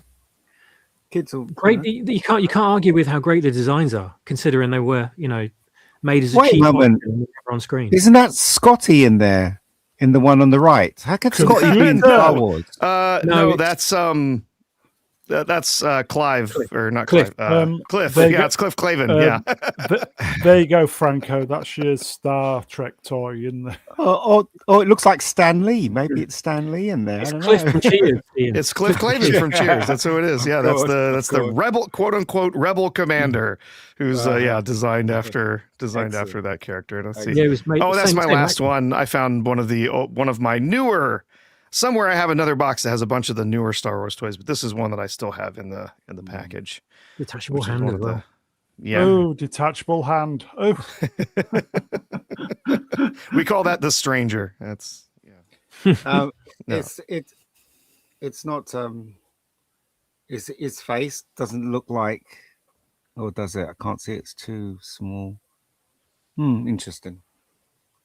He doesn't look like the actor that played him, does he? Yeah, look at his bugly eyes. I don't know what's going on there. Okay, that's me when I wake up in the morning, folks. This was still before they'd kind of got the facial scanning technology down. Yeah, this was still they would do the sculpts and then they would shrink those down. Yeah, so still though, good as a toy, definitely. Absolutely. Yeah. All worthless now, though, because of what's happened to Star. Unfortunately, yes. Well, not worthless to us. I guess you're right, but I still remember the for me, the first three are the ones that is Star Wars. The rest are just take them or leave them. Copying Star Wars. Listen, okay, I'm going to be sincere here for once. Are you listening, everybody? Mm-hmm. Everybody in the chat. Kathleen Kennedy cannot take our memories away from us. Remember that. Mm-hmm. Remember that, kids. Yeah. She took everything else, but she can't take our memories. Yeah. She just wants everybody to comply to the girl boss thing, doesn't she? That's what she wants. Wants us to accept it, but we won't accept it. Listen, if the scripts were good and it was made in such a way that was, that mirrored Star Wars, and they were really serious about giving us action and adventure instead of preaching to us, it would have worked. But they didn't. So there you go. No. Well, the snowspeeder here on the middle left image is just one of the greatest toys, I think. It is. Yeah, that's and again. I have that one somewhere as well. It has all the parts to it and everything. I have another box that's got a bunch of this stuff in it, and I can't get to it. It's buried. It was just the size of the snow speeder was fantastic. Yeah, it was 1-to-1. It was 1-to-1 scale. So it was very few figures were actually to proper scale to the figures. Really? Both figures in there, one facing yes, you could reverse to operate the harpoon. Yep, and gunner and pilot would fit in there. Yep, it actually had it would light up. The guns would light up. There was a button to do that when you were flying it around, and there was even a little attachment that you had for a tow cable that you could play with as well. Yeah. Oh, this is one, man. I played with this one endlessly as a kid, flying it around the house with Luke Skywalker in it. Yeah, I loved that one. I remember the first winter it snowed. Me and my friends got out in the garden. We were in the garden. X-wings, rebel transport, AT-ATs. They're all out there in the garden. So good. And did you say the line? Which line? The line, what is it? There's a lot of lines. I thought they smelt bad on the outside. when I was in Canada, me and my brother were saying all that nonsense when we were running in the snow. Only when the dog came over and tried to look at what we were doing and dropped a little juice in the middle of the battlefield. Oh, God, no. Yellow snow. When KK made the token black man into a buffoon janitor, that was it. I was out. Force Awakens, then. Shall we? I'll just say that when I think it was when Empire was, the first Christmas after Empire got released, so that same year. I remember being in Taylor & McKenna toy shop in Kettering, just down the road from where I live, and there were queues right through the shop of parents holding boxes of Rebel transports here on the right and AT-ATs. Every single parent had one of those each. What? And they were queued right through the shop, and I was just standing there shaking my head going, oh my God, those lucky kids, just thinking like, I wish I could get these. There's a little kid just in awe of everything, all of these toys, because they're kind of just beyond your reach because they're so expensive for you as a little kid, and you can only afford them as an adult. And seeing at Christmas, sorry, go ahead. And at Christmas when everyone's buzzing, all the kids are buzzing for getting the latest Star Wars toys. Yep. And you're seeing parents buying all this stuff for their kids at like 2 weeks, a week or two before Christmas. And my head was just, when I saw it, But I don't know. Star Wars anecdotes are the greatest. What was your... Ian, you was going to say... I was just saying that Star Wars, the three films had such a reach that, even, as I said, when I was this was over 10 years ago, when I was visiting my brother at Christmas time in Toronto, when it was snowing, you just couldn't help quoting the lines from Empire Strikes Back. That's how much of a reach the film had. And it wasn't only me either. It must have been hundreds and thousands of people when they see snow, they remember Empire Strikes Back. Do you know what I mean? That's how much of a reach it had. Incredible movies. Swappers, question for you. What was the best Star Wars toy you got? When you opened the package, the wrapping, and literally your head exploded. Which was the one that did it for you? The one where you just went, There were too many. I can't single one out. Come on, I really can't. Oh, you really were a spoiled bastard. I mean, just all the toys were so great that it's difficult to single one out because I love them all so much. There must have been a special. Come on, there must have been a special one. The AT-AT was always kind of probably the most memorable because of the size of the thing, and the size of the box. And you're pulling that out, and you've seen it in adverts, and you've seen it in catalogs, and you've seen it in comics, and you've seen it on the screen, and you just long for it. You just think that is just the ultimate toy I could ever dream of. And to actually get that as a toy and then wrap it, thinking that you're not going to get it because it's so big and so expensive, they're never going to buy you it, And opening the box and just, oh my God, that was a moment. That was a real moment. And that was the same Christmas I got the Rebel Transport as well. So to get both, you can imagine how excited I was. It was just the best 2 weeks of my life, just playing constantly with those toys. I was so buzzing? Are you buzzing now? I'm buzzing just remembering it and the feeling. I know you are. I can tell. Manual Grell numbers wrenched. For me, it was the Falcon, followed by Han That's another huge box. Blaster. Yeah. Sword and Storm wrenched. The Falcon was my favorite. Amazing toy. Real lightsaber. The real head case, Wallspot, the Darth helmet station. Darth helmet station. I'm not sure about that one. The one that Artoo put up, with all the carry case. The carry case thing. I think that's what he's referring to. I'm not sure. Okay, shall we? We'll move on, because otherwise we'll be forever on. Yeah, we've got some super chats to do as well. We need to get to the end of S before we do those, folks. Yeah. Right. And we'll do the memberships as well. More Star Wars. Okay, I think this would be. I think we may be lucky to get S done at the end of.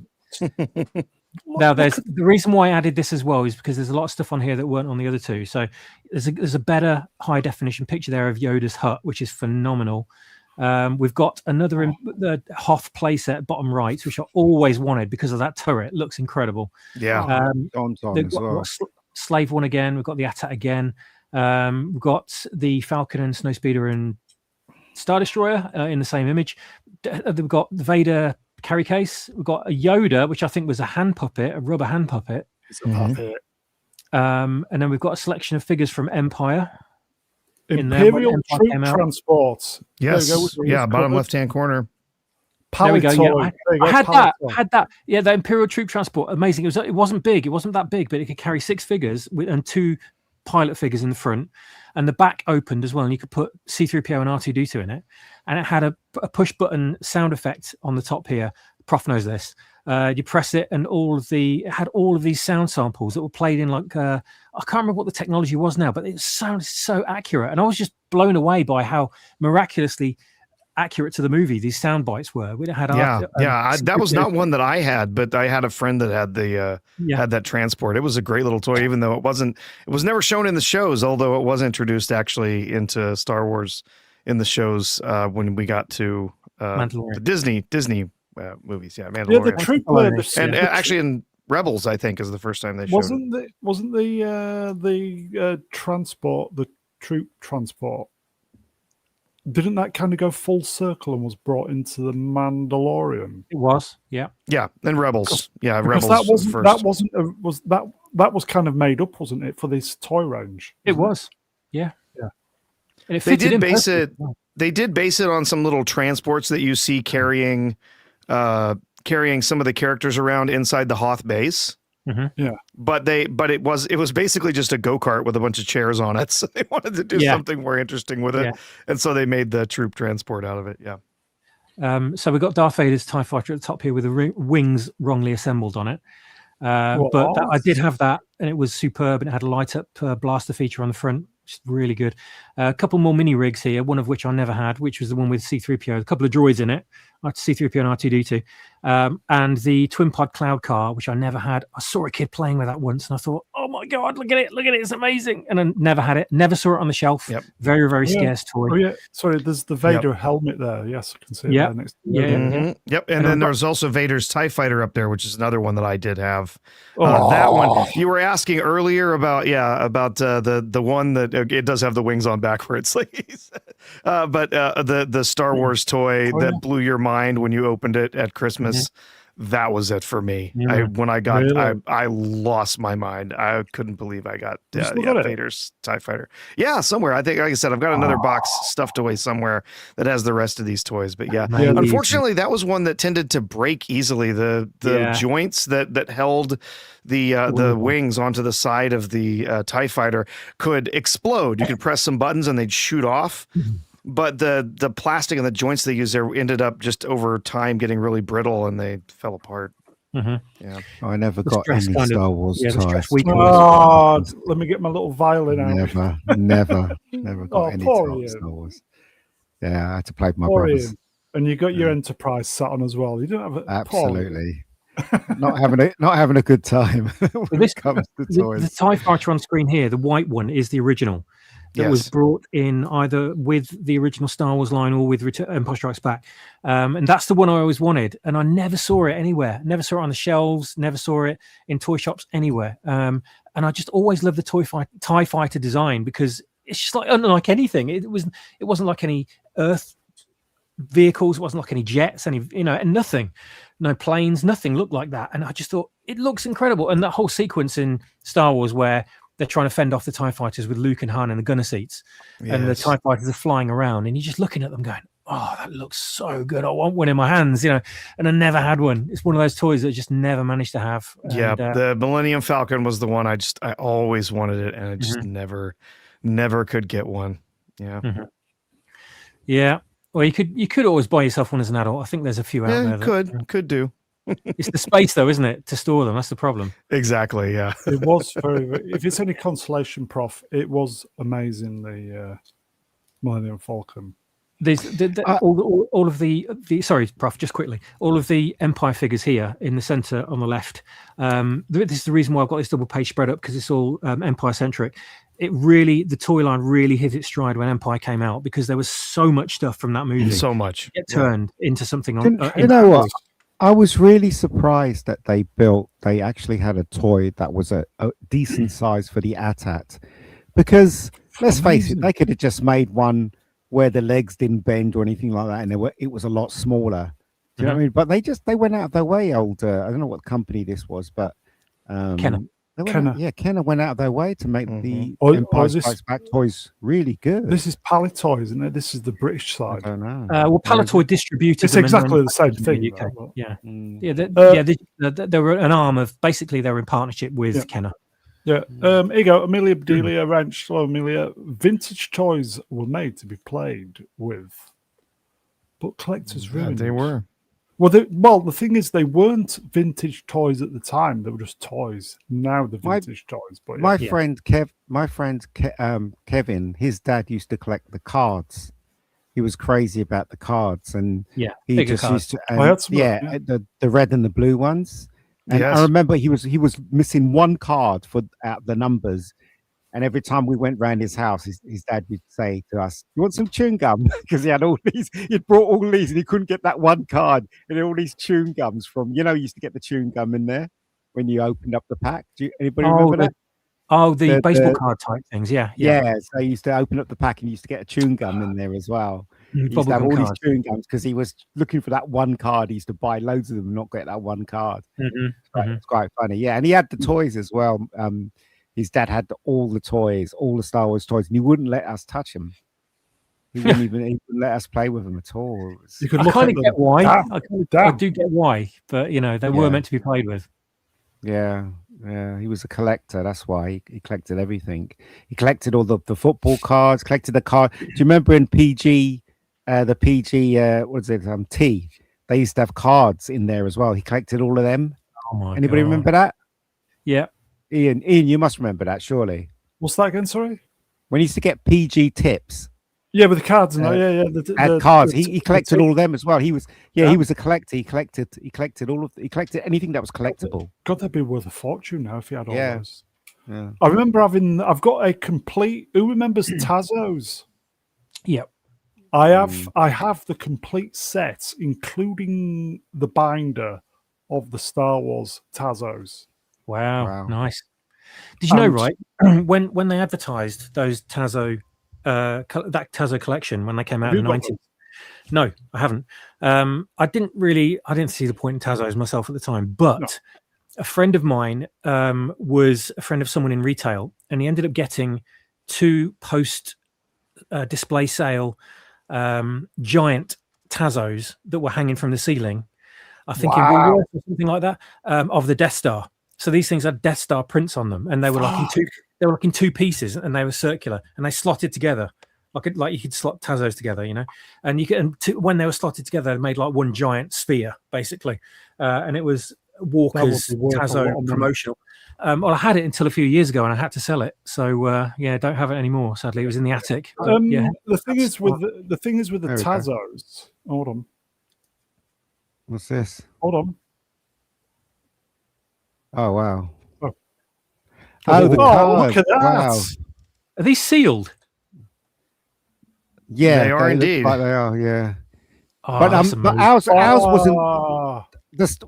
So my dad's friend, he didn't collect them, but he collected all the Star Wars ones because there was 2 batches, weren't there, when Star Wars came out. I remember when I went to visit my friend Kevin, it was Star Wars. It was Star Wars. It was out for like half a year, and that's how I remember. He had the toys, he had the cards.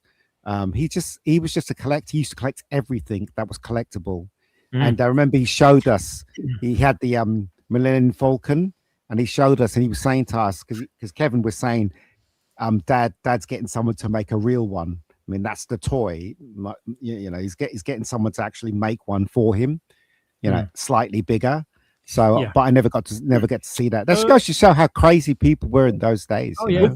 With the Tazos, I think the Tazos are pretty much 30 years old at the moment. I remember I was working at the Yorkshire Evening Post, and from the vending machines. He's going to open it. He's going to open it. Don't, no. There's the bubble gum. There's the bubble gum. There's the bubble gum. I am not eating. I am not eating that. Okay. Oh, you still sport. Yeah. Bubble gum. Oh no. They used to cut your tongue down. Yeah, there's the gum. You get food poisoning live on air. God, I remember them.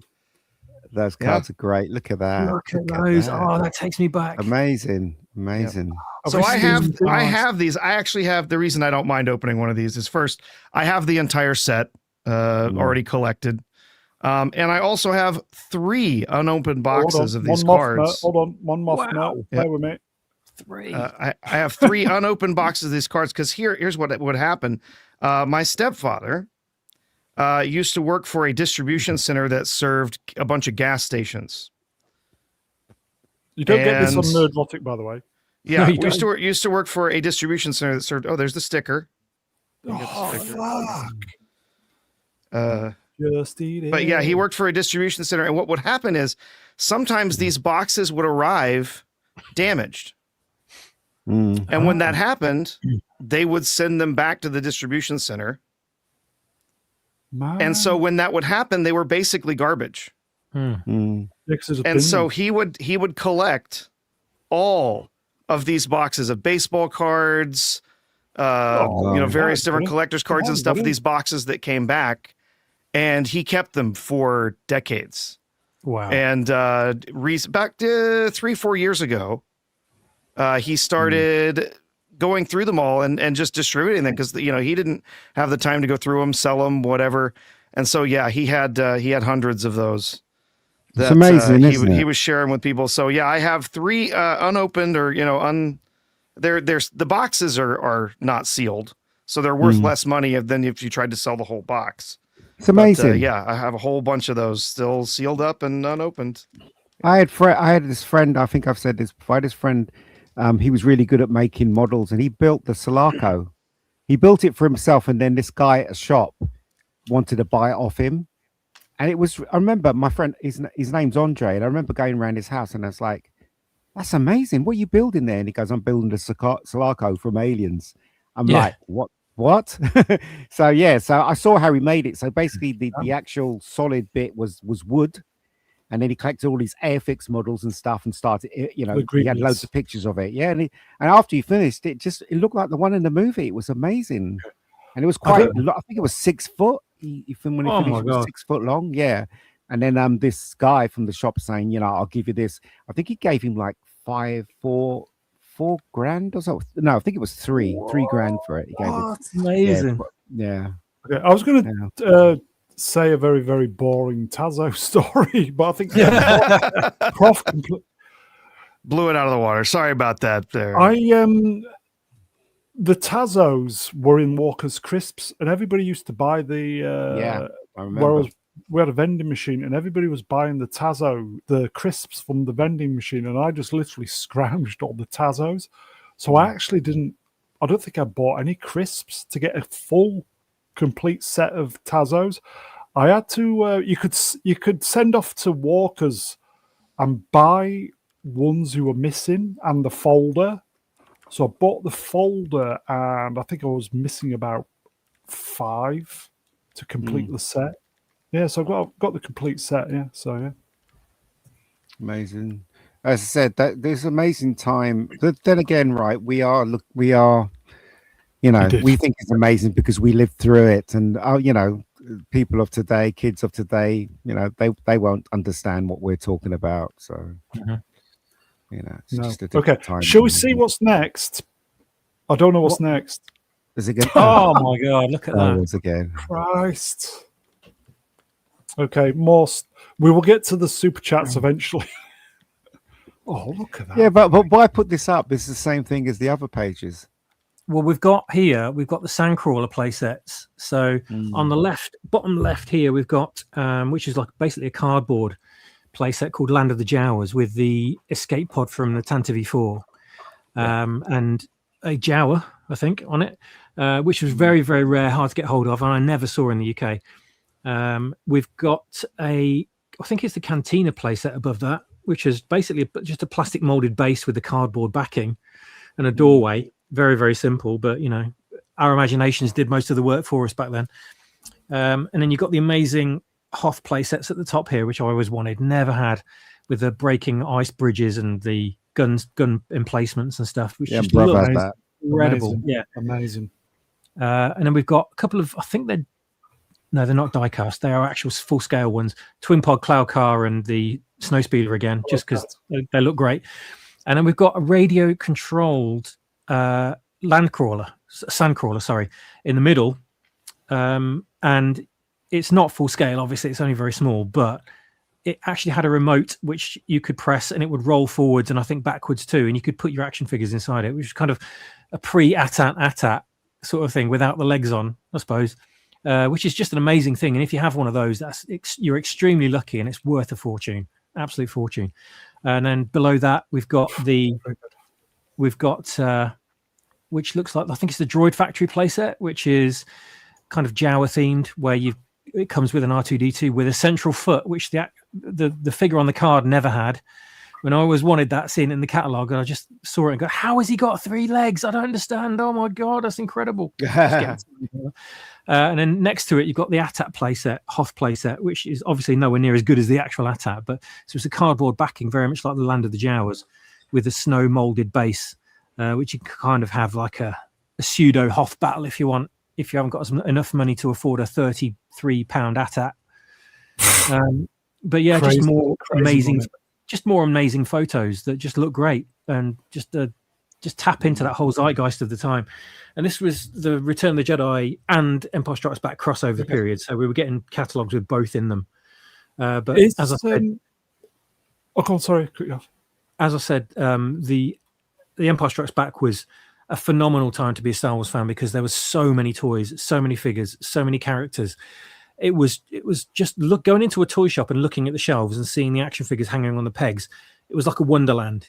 And kids these days, for the last 20 plus years, will never ever have that wonderful dopamine experience that we did. And we were so lucky to have that little chunk of history. See you, Franco.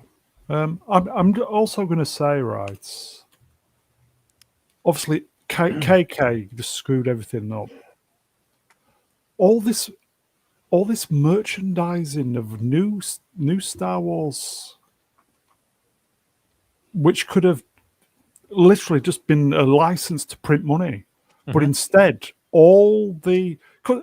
some of the new spaceship designs were pretty good, to be fair. Yeah, I can't remember one. Everything, action figures, everything like that, just became landfill.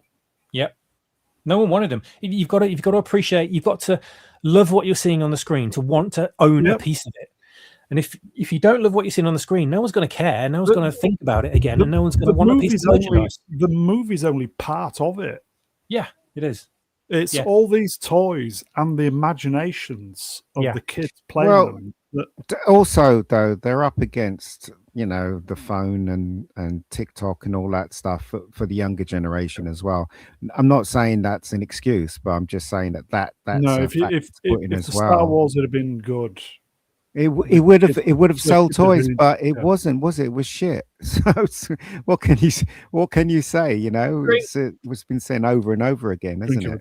But it's just honestly, she, as I said, right, I didn't mind if it was a female lead, but honestly, They should just left the politics out of it. They should have just gave us a good Star Wars film and put the three together, but they didn't, because what they wanted to do was to destroy the legacy of Star Wars, which I don't think they have, because it's still in my mind. Put it that way. She can't. As I said, she can't take the memories away of basically everything that's on that screen there. And as much as they try, which they have done. Although I will say you can buy Down's Cat now, and I was quite tempted, but it was was it £100? Wouldn't surprise me. Ridiculous. All of that stuff is not Star Wars. As far as I was concerned, the sequels to Star Wars is not Star Wars. None of it. Yeah, the frog fucked a parrot figure would have done well. Okay, I'm surprised they never made that. There were a lot of figures that never made it to the action figure stage. Not the characters. A few in the chat would have bought that. I mean, what toys could you buy from Andor? There was nothing. There was no ship that looked good to me. It was boring. The people were boring. Do you know what I mean? What? How would you sell that as a toy range? And plus, it wasn't aimed for kids. Star Wars is a fast-moving action thing. Yeah. What did they give us? Andor. Do you know what I mean? Bollocks. Absolute shit. Rogue One was halfway there, but it was lacking still in memorable designs, unfortunately. No, it was lacking a male hero. That's what it was lacking. Gave us another bloody female. Life-size Mon Mothma. Yeah, I've been for that.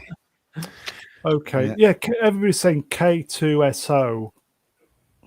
It was a good droid design. Yeah, I didn't really want to buy one though. Same with the U-wing. I thought that was a good ship design, but I didn't want to buy one. The toy version, like I said, they'd nerfed it. It was awful. Yeah, because they'd killed our feelings for it. They killed only a year later when The Last Jedi came out. Came out? What? I wish it had stayed in. Look, the proof is. Oh, hello. I love this stuff. Come on, the proof is this, right? If you watch the first three and you still get a thrill out of it, it's still there. I can't watch the others. I really can't, because they're all shit. Anyway, let's go with this. This is fucking fantastic. Fucking fantastic. You can't sell them today because they're black. You can't. What?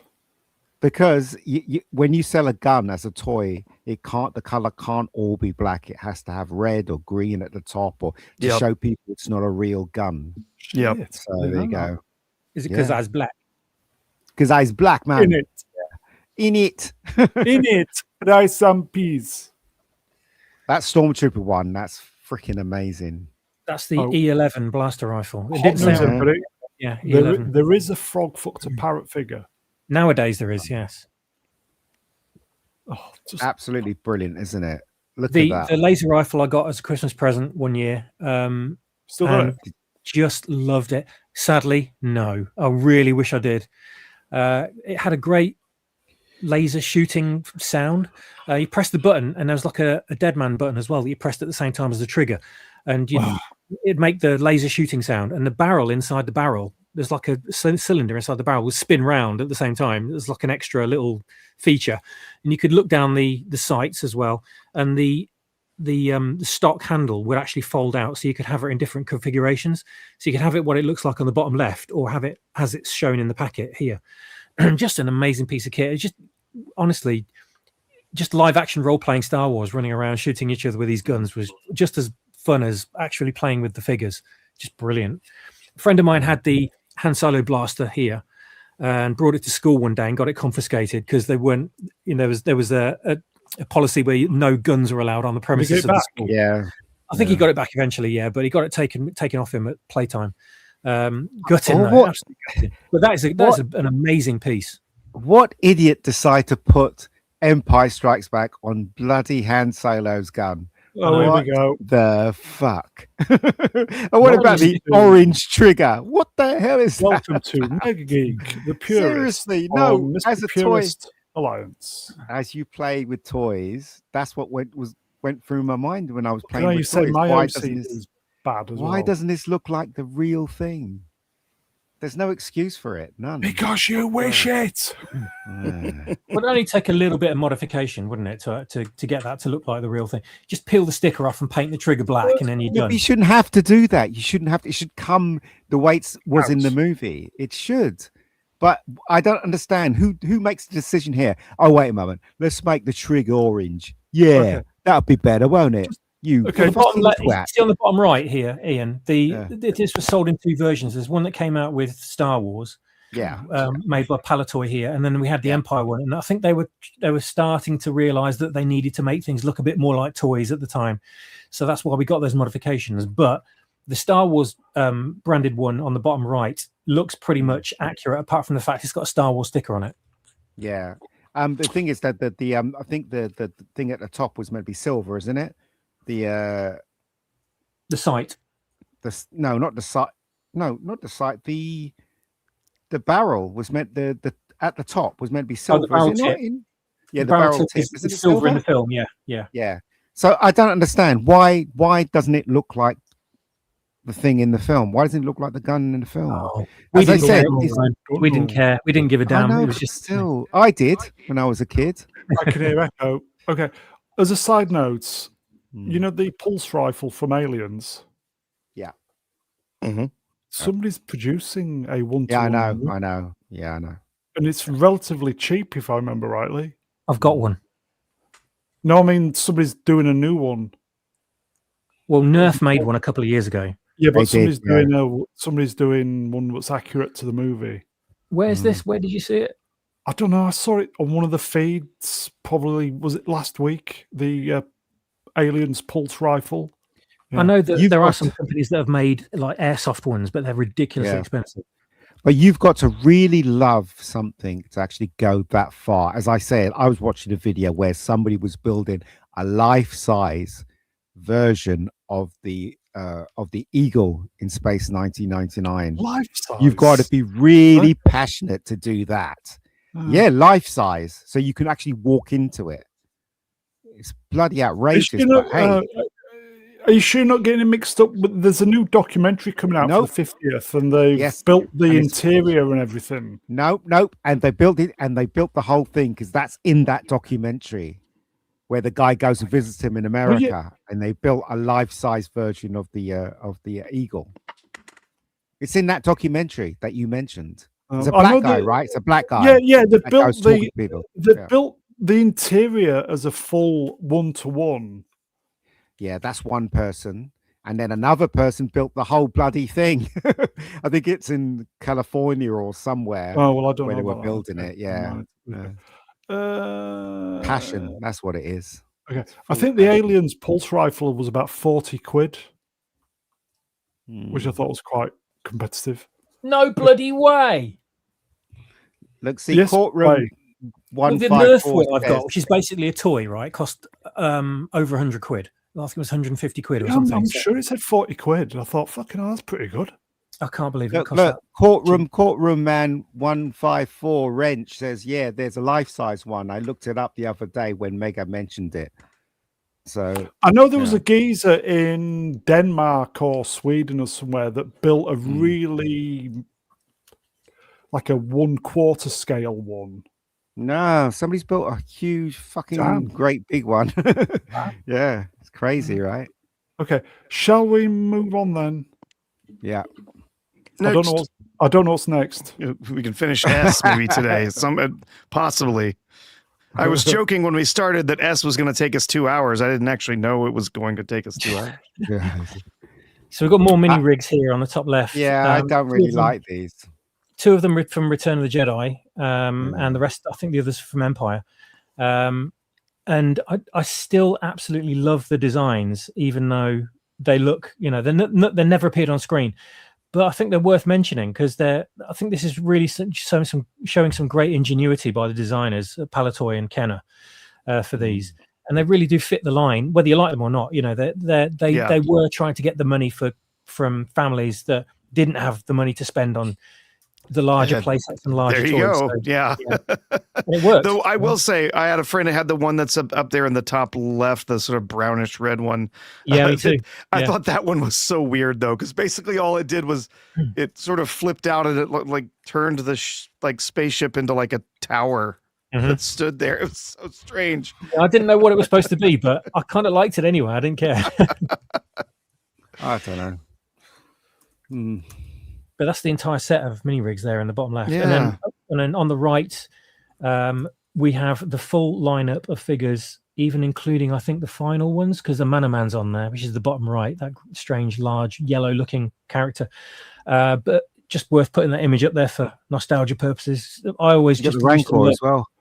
Yeah, I used to love looking at the backs of the cards and just seeing them all together like that. It was so great. I don't think there's a Star Trek section, by the way. Sorry, folks. We will update these, and we'll do this probably again next year. Anakin's on there, General Lando's on there, Imperial Dignitaries on there, Han Solo and Carbonite, R2D2 with pop-up lightsaber, EV-99, a Manaman. Yeah, that's the last few figures. Luke Skywalker in Stormtrooper outfit. Yeah, so they were the last ones to be released. Do we today? Do we have toys that kids actually play with, or are they all just the toys that are out wherever they be are for grown people to collect? Good question.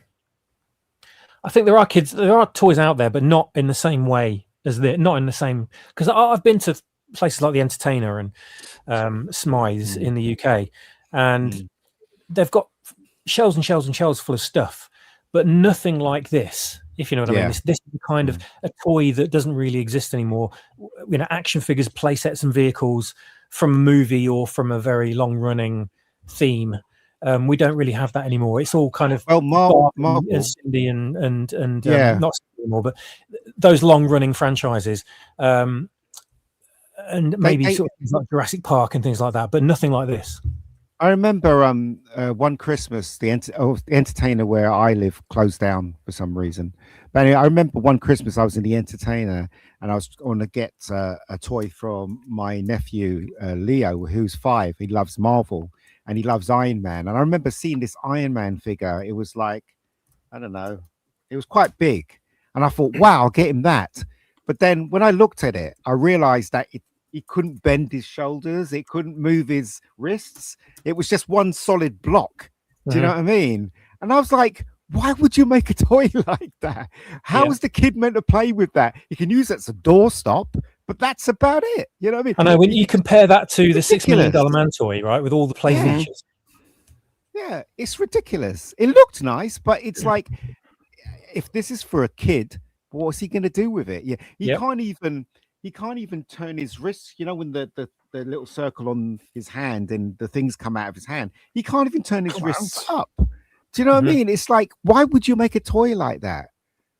I guess to sell it cheaply, because if it had those ball joints and everything and it could move, then it probably costs more, right?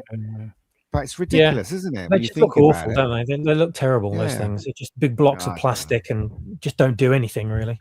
They don't have very good articulation or anything, and they're pointless ultimately. So, like someone said in the chat, you know, they go from kind of, I think it was the real head case said in the chat, these days we go from like baby toys and then straight onto electronics, and that's it. And there's nothing in between anymore. Sorry, babysitters, toys to babysitters, childminders now, aren't they? Yeah. Oh, you have no idea. Did Marvel had, when Marvel came out, they had, you know, dolls or action figures as you'd call them. They had them out, didn't they? And they were all crap. Seriously, most of them were just solid blocks of plastic where, you know what I mean? It's just, honestly, I don't understand. Here you go. I don't know if it was this Marigold 09U. Amazon has Pulse Rifle for $47. I don't know if it was. I just saw it on the feed on one of my internet pages. Well, if I look at Amazon and write Star Wars in, I'll see. There's a bunch of different versions. There's a few different ones. I found a costume one that, you know, just meant for cosplay. It's plastic and foam. Yeah, that was like $48 or something like that. But there's other ones made by like Sideshow that are $700. Yeah, I've got one on screen right now. $39.99. And it's a prop replica, but it's just made of foam, so it doesn't do anything. Oh, okay. That's probably the one then. Okay, that's no good then, is it? Okay, should we do the next one? Is it Star Wars again? No. Stickle bricks. I remember these. Oh God. Cheap version of Lego. Pretty much. Yeah, they're meant for younger kids. Yeah, it's there's all sorts of stuff you could do with them, including making guns, which they did.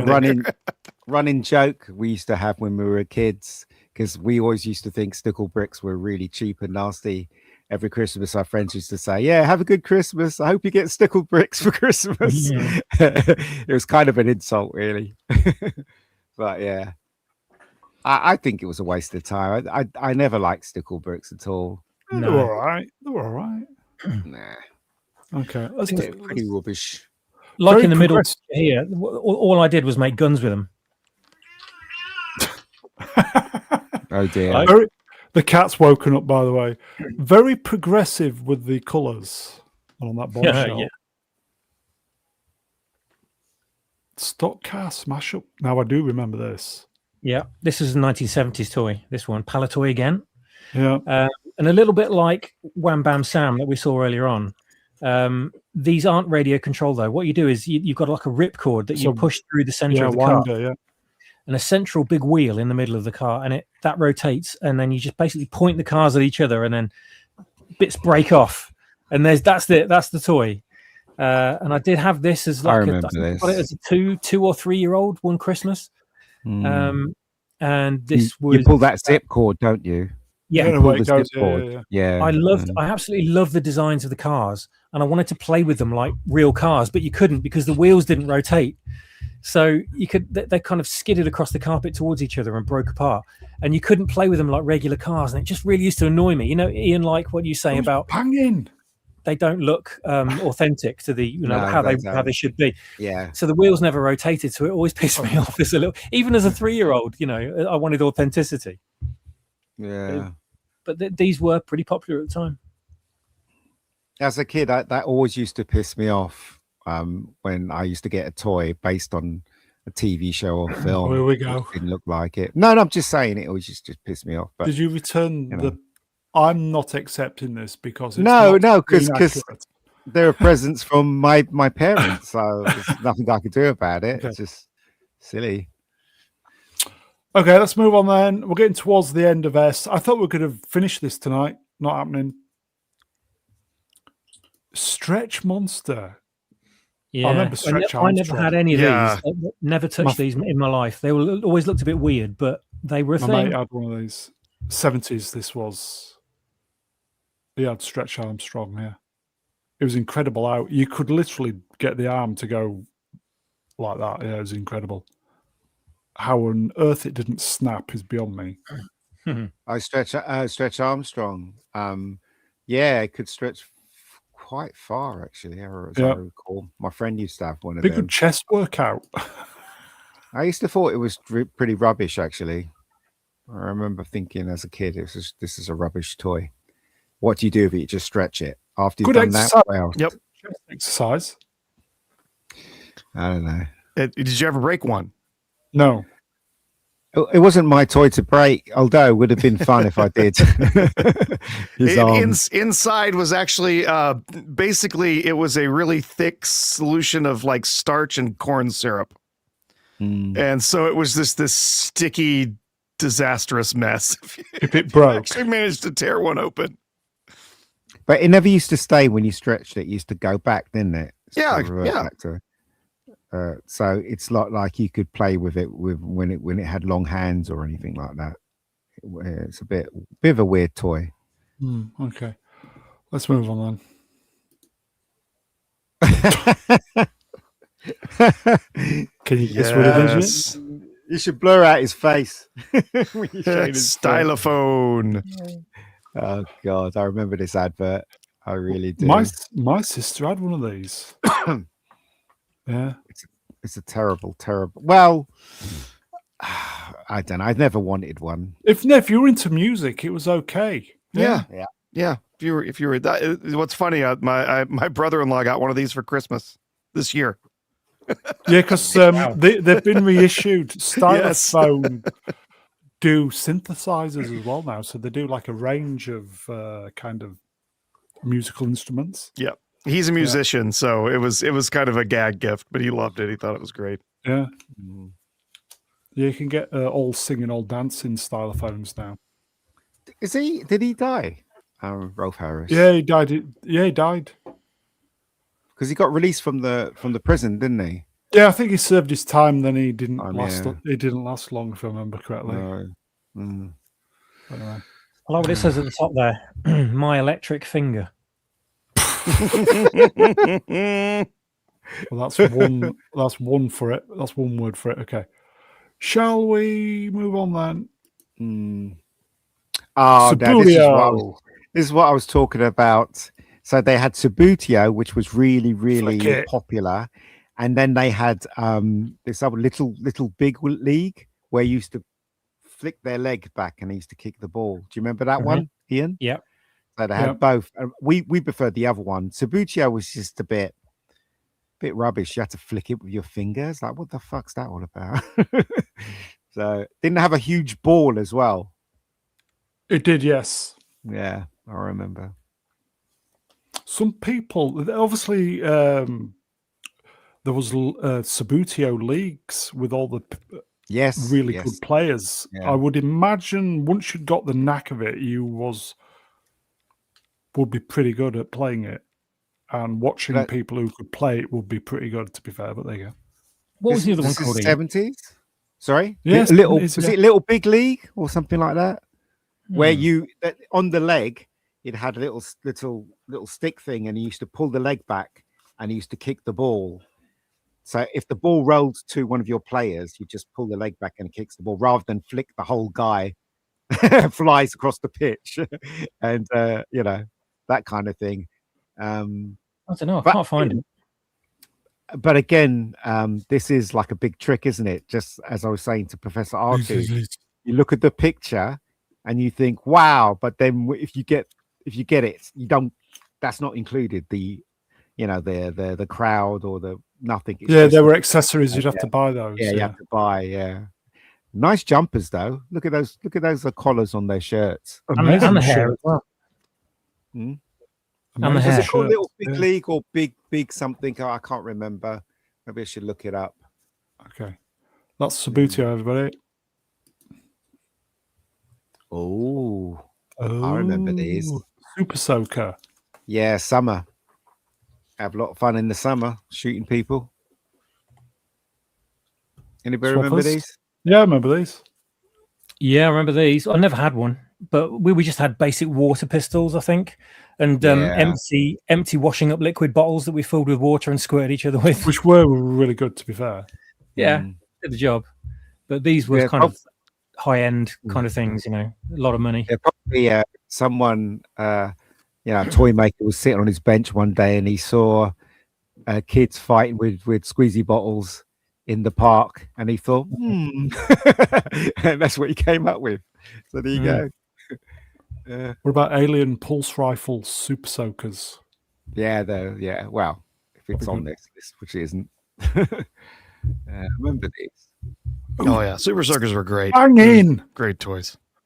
Is it that you have to pump it, right? So you have to pump the thing up and then you can shoot, or is it you the build other air one? pressure? Yeah, you build the air pressure and then just release it with a trigger. Yep. Right. Oh, okay. Yeah, you could xenomorph acid. That'd be all right. Yeah, that's why the better ones, the earlier ones, there were two different versions. There was the ones that just had the reservoir, and then there were ones that had the reservoir as well as a little air tank, sort of bubble thing. Okay. And so those were actually the better ones. You can see there's ones that have two tanks there, and then there's other ones that just have the single one. Yeah. So you could build up a lot more pressure before you started blasting. Let's do the next one. This is the last for S. What are these? I can't make that out. Super powers? What? Secret Wars. Yes. Yes. These were Secret Wars. Yeah, I remember these. I have Doc Ock right there from that Secret Wars set. I still have that one somewhere. Yeah, there were Marvel ones, which are the Secret Wars ones, and DC made superpowers, which were same size. These were all the same scale, and I think these were around, at least to begin with, early to mid 80s. I remember about 1984 time, 1985 for these, because the Secret Wars comic was around, so that was the time for the comic, and then they brought out the figures because the comics were so successful globally that they thought they'd cash in on it, and these were a lot of the best merchandise that was available at the time for them. But basic articulation, but you got to own one of your favorite superheroes, I guess. Mm-hmm. Ardent Party Wool Spotlight. I had Aquaman, Dr. Fate, Hawkman, Superman, Captain Marvel, not fucking Shazam, thanks. Lex Luthor and Firestorm. Dr. Fate's helmet is still on my keychain. I think that game I was talking about was called Striker. Yes, Striker and Subutio, yes. Yeah, they were both head to head with each other, weren't they? Striker and Subutio. Okay. Anything to add then? I think we're at the end of S. Striker, you press the heads down. That was it. Yeah, it has the leg that flicks up, isn't it? Yeah, right. Oh, yeah, I do remember playing with that at some point. I can't remember when and where, but yeah, they were a lot better, obviously. Okay. Shall we do some supers? We've been sat on these. Sorry, Mega Spider-Man. We've been sat on these. Sorry, mate. Okay. First of all, the Mighty Morg gifted, who's Wrench will spot, by the way, gifted 10 NBA memberships. Well done, Morg. He's probably gifted about 40 this month. It's unbelievable. Unbelievable, Morg. Thank you, my friend. If you got, obviously, I think the guys who received them thanked Morg previously, but Morg, thank you, my friends. Just beyond generous. Thank you, my friend. Let's do the supers. Mega Spider-Man, Wrench, 5 to all. Favorite James Mason film and why? Blimey, that's a question. I don't know. I quite liked James Mason in Salem's Lot. I think he did a great job in that movie. Yeah, he was really good in that. Yeah. Ian? He's gone. What? Prof? Why is everybody all fucked off? They're all in the toilet at the same time. What's going on? We'll just sit here. I'm just trying to think for James Mason. Only one what does spring to mind is Salem's Lot, because he was pretty scary in that. And it's a great movie, the 77. Yeah. Sorry, I had to go to the loo. I guess Heaven Can Wait. I thought he was quite brilliant in Heaven Can Wait. Yeah, he was great in Heaven Can Wait. Okay, Prof, you back. No, he's in the toilet, okay. I think. Albert Finney film. Albert Finney. Was he in? He wasn't in one of the Snatch films, was he? Or was that somebody else? No, it's probably somebody else. What was that film where he played the lawyer together with Julia Roberts? Where Julia Roberts played the. What was it called? Erin Brockovich. Anybody? Yes, that's it. Erin Brockovich. Yeah, he was good in that. Okay. So, have you ever seen the George C. Scott Christmas Carol? Have indeed. And I think it's one of the best Christmas Carol versions. Wow. Yeah, so it is really good. And it's very moving as well. He plays it very well. Okay. Mega Spider-Man Wrenched 5 to all. Have you ever read the Star Wars EU books or comics? If so, what were your favorites? No, I haven't. Maybe Swappy has. Oh, yeah. Loads of them. Absolutely loads of them. Favorites have got to be the obvious choice, which is the Thrawn trilogy, which is the phenomenal sequel to Return of the Jedi. And if you haven't read them and you're not into reading books, get the audio books because they're just brilliant. Read by Mark Thompson. He does an amazing job narrating and doing the voices and everything. They're just so great. And that's how the sequel trilogy should have gone. They're just superb. And also, comics-wise, I'd say Dark Empire really captured my imagination. Oh, so good. So good. I loved what they did generally in that, the imagination and everything, the ship designs. Luke was absolutely superb as Jedi Master in that. And spoilers, the Emperor was great in it as well. It receives a lot of criticism, but I think I understand the criticism, but I can kind of forgive it for what it does. And the audio drama for Dark Empire and Dark Empire 2 is essential listening if you like Star Wars. Just amazing to listen to those. It's like listening to a movie. It's so great. Yeah. Also, just along with Dark Empire, I have to mention Tag and Bink. Did you ever read Tag and Bink? Yeah, they're great. They're great. A comedic take on what's happening in the universe. Basically, the Rosencrantz and Guildenstern of Star Wars. These two characters that, for whatever reason, happen to be around for every major event that happened in Star Wars, except they're bumbling idiots, and so that's fun. But yeah, oh yes, I read a ton of the EU stuff. Of course, started reading that early on because of a friend of mine who was a huge Star Wars fan, and he said, "I've got this new book, Heir to the Empire. I will loan it to you. You have to read this." And I read the first 4 chapters. I gave it back to him and said, "Here, I bought my own copy." This is amazing. Nice. I love this. It's so good. Yeah, that original trilogy, the Thrawn, also often called the Thrawn trilogy, incredible. Such great storytelling, and it just captured the voices of the original characters so well. There's a reason that the EU started with those books, because they were phenomenal and really got people back in and interested in making that. And then, of course, following that up with the Jedi Academy trilogies and a lot of the other stuff that was there. Great books. Yeah. Ian, you're missing out. No, yeah, I haven't read any of them, so. There you go then. I thought we could have finished that tonight. I knew we would be stuck on S for a really long time. And we didn't even have Star Trek in there, right? Could have gone on forever. No. I've been just looking at Amazon, and they are selling the AT-AT again, but it's half the size. It's got more stuff in it, like if you press the switch, the guns light up and stuff like that.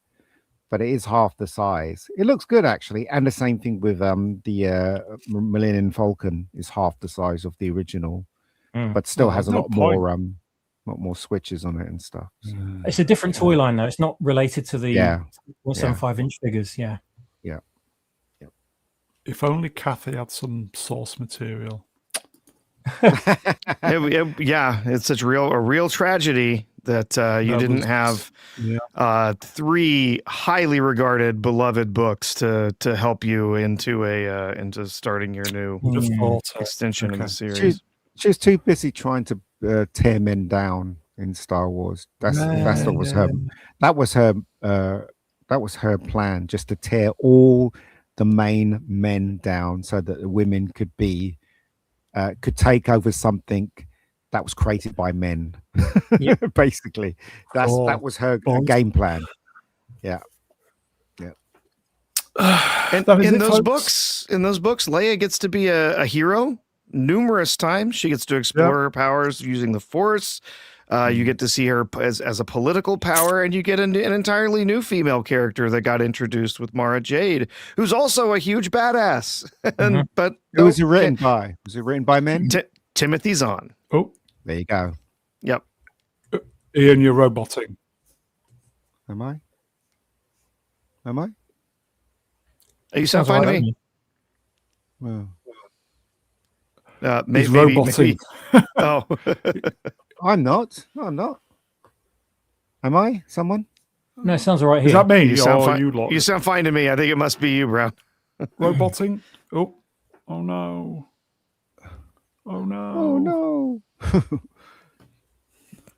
Brown's internet has gone wonky, I think. 2 authors while stealing the plot points. Yes, I agree.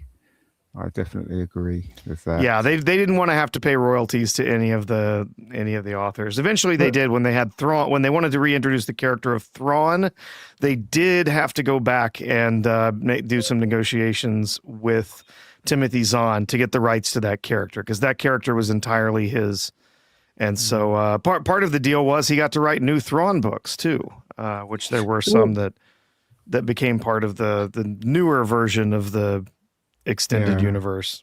What gets me is that instead of creating something new in Star Wars for female characters, they'd rather tear down all the male characters, literally tear them all down, which, you know, is kind of, I wouldn't say evil, but it's kind of horrible, really. It just goes to show where her mind is, doesn't it? When she created Star Wars. Exactly. When she created Star Wars, I mean, created the crappy sequels. I mean, you know, when she crapped out Disney Star Wars. Yeah. Can you hear me, Mother? I think my there you are. connection went. We can hear you now. Okay, my internet connection died. Okay, I think I was just about to say. I think that's it, folks. So my cat's going mental as well. Just bear with me. Let me get the graphic up.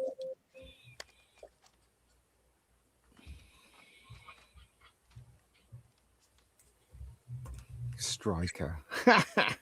Oh dear. We used to have Striker. I think his internet connection is gone again. Gone again. Yeah, it's gone again. Oh dear. Oh. Do you remember Striker? I thought that was much better than Sabutio, tell you the truth. It looked better, definitely. Yeah. But then again, then the computer games came, and then you had football on the computer games, didn't you? Yeah. So therefore, Striker and Sabutio got pushed to the side. Those were real toys, weren't they? I wonder if it does make me wish sometimes, you know, when you got kids that just have nothing but screens in their life and everything's digital, how they would react to, say, a table set up with something like Super Striker on it, where you've got kids and you actually you interact with the little men on the table and kick the ball backwards and forwards and stuff. It'd be a totally new game experience for them, playing experience, and instead of just seeing everything in graphics that you can't actually touch with your hands. I wonder how they'd react. I think they would like playing it. I think they would really like playing it because it's a physical thing.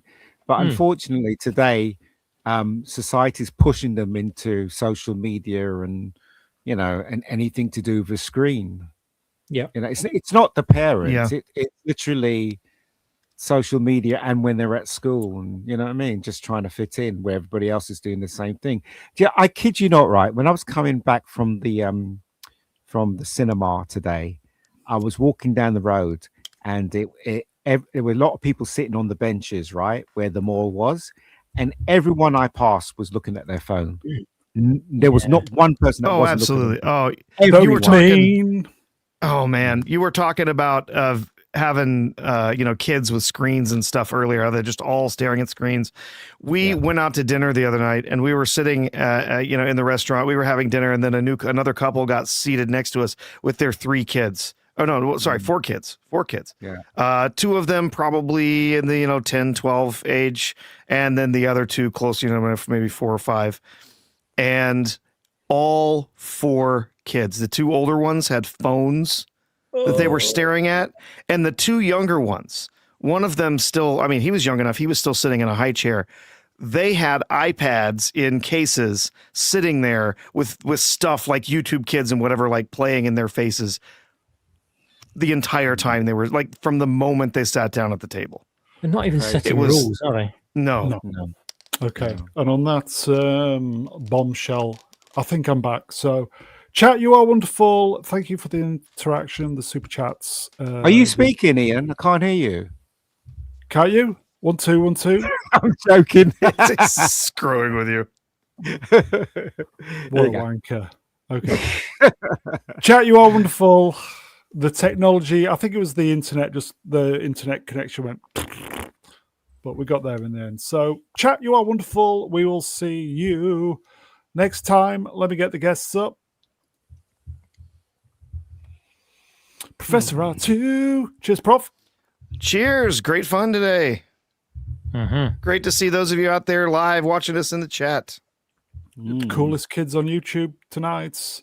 Swappers. Cheers, pal. Thank you very much. Thanks to the chat. You guys are great for coming back and doing this nostalgic revisit with us every week. Really appreciate it. It's just nice to be able to talk about positive stuff and have a laugh and have fun memories about things instead of bitching about everything that's wrong with the world in entertainment. Don't worry, we'll be talking we did a bit tomorrow, that too. And I just think it's a lot healthier for everybody to enjoy themselves and put out a bit of emotional positivity than just sit here sighing and moaning about stuff. So there are quite a few things that we haven't included in the list. This massive, extensive list of stuff. I think we'll add to it later. We still didn't include them for whatever reason. They've been omitted, but we're going to be doing another show towards Christmas anyway. So everything that we might not have got in this series anyway will definitely be in the next one. So if you're expecting things to pop up and they don't, you'll see them next time. It's ongoing, folks. And last but by no means least, the Mega Geek. Cheers out. Yeah, no worries. We're going to be back next week then. We're also back tomorrow with the news of the week shite. So we will see you tomorrow, everybody. Look after yourselves. Take care, everybody. Look after yourselves. We'll see you tomorrow, 10 p.m. Ta-da. See you.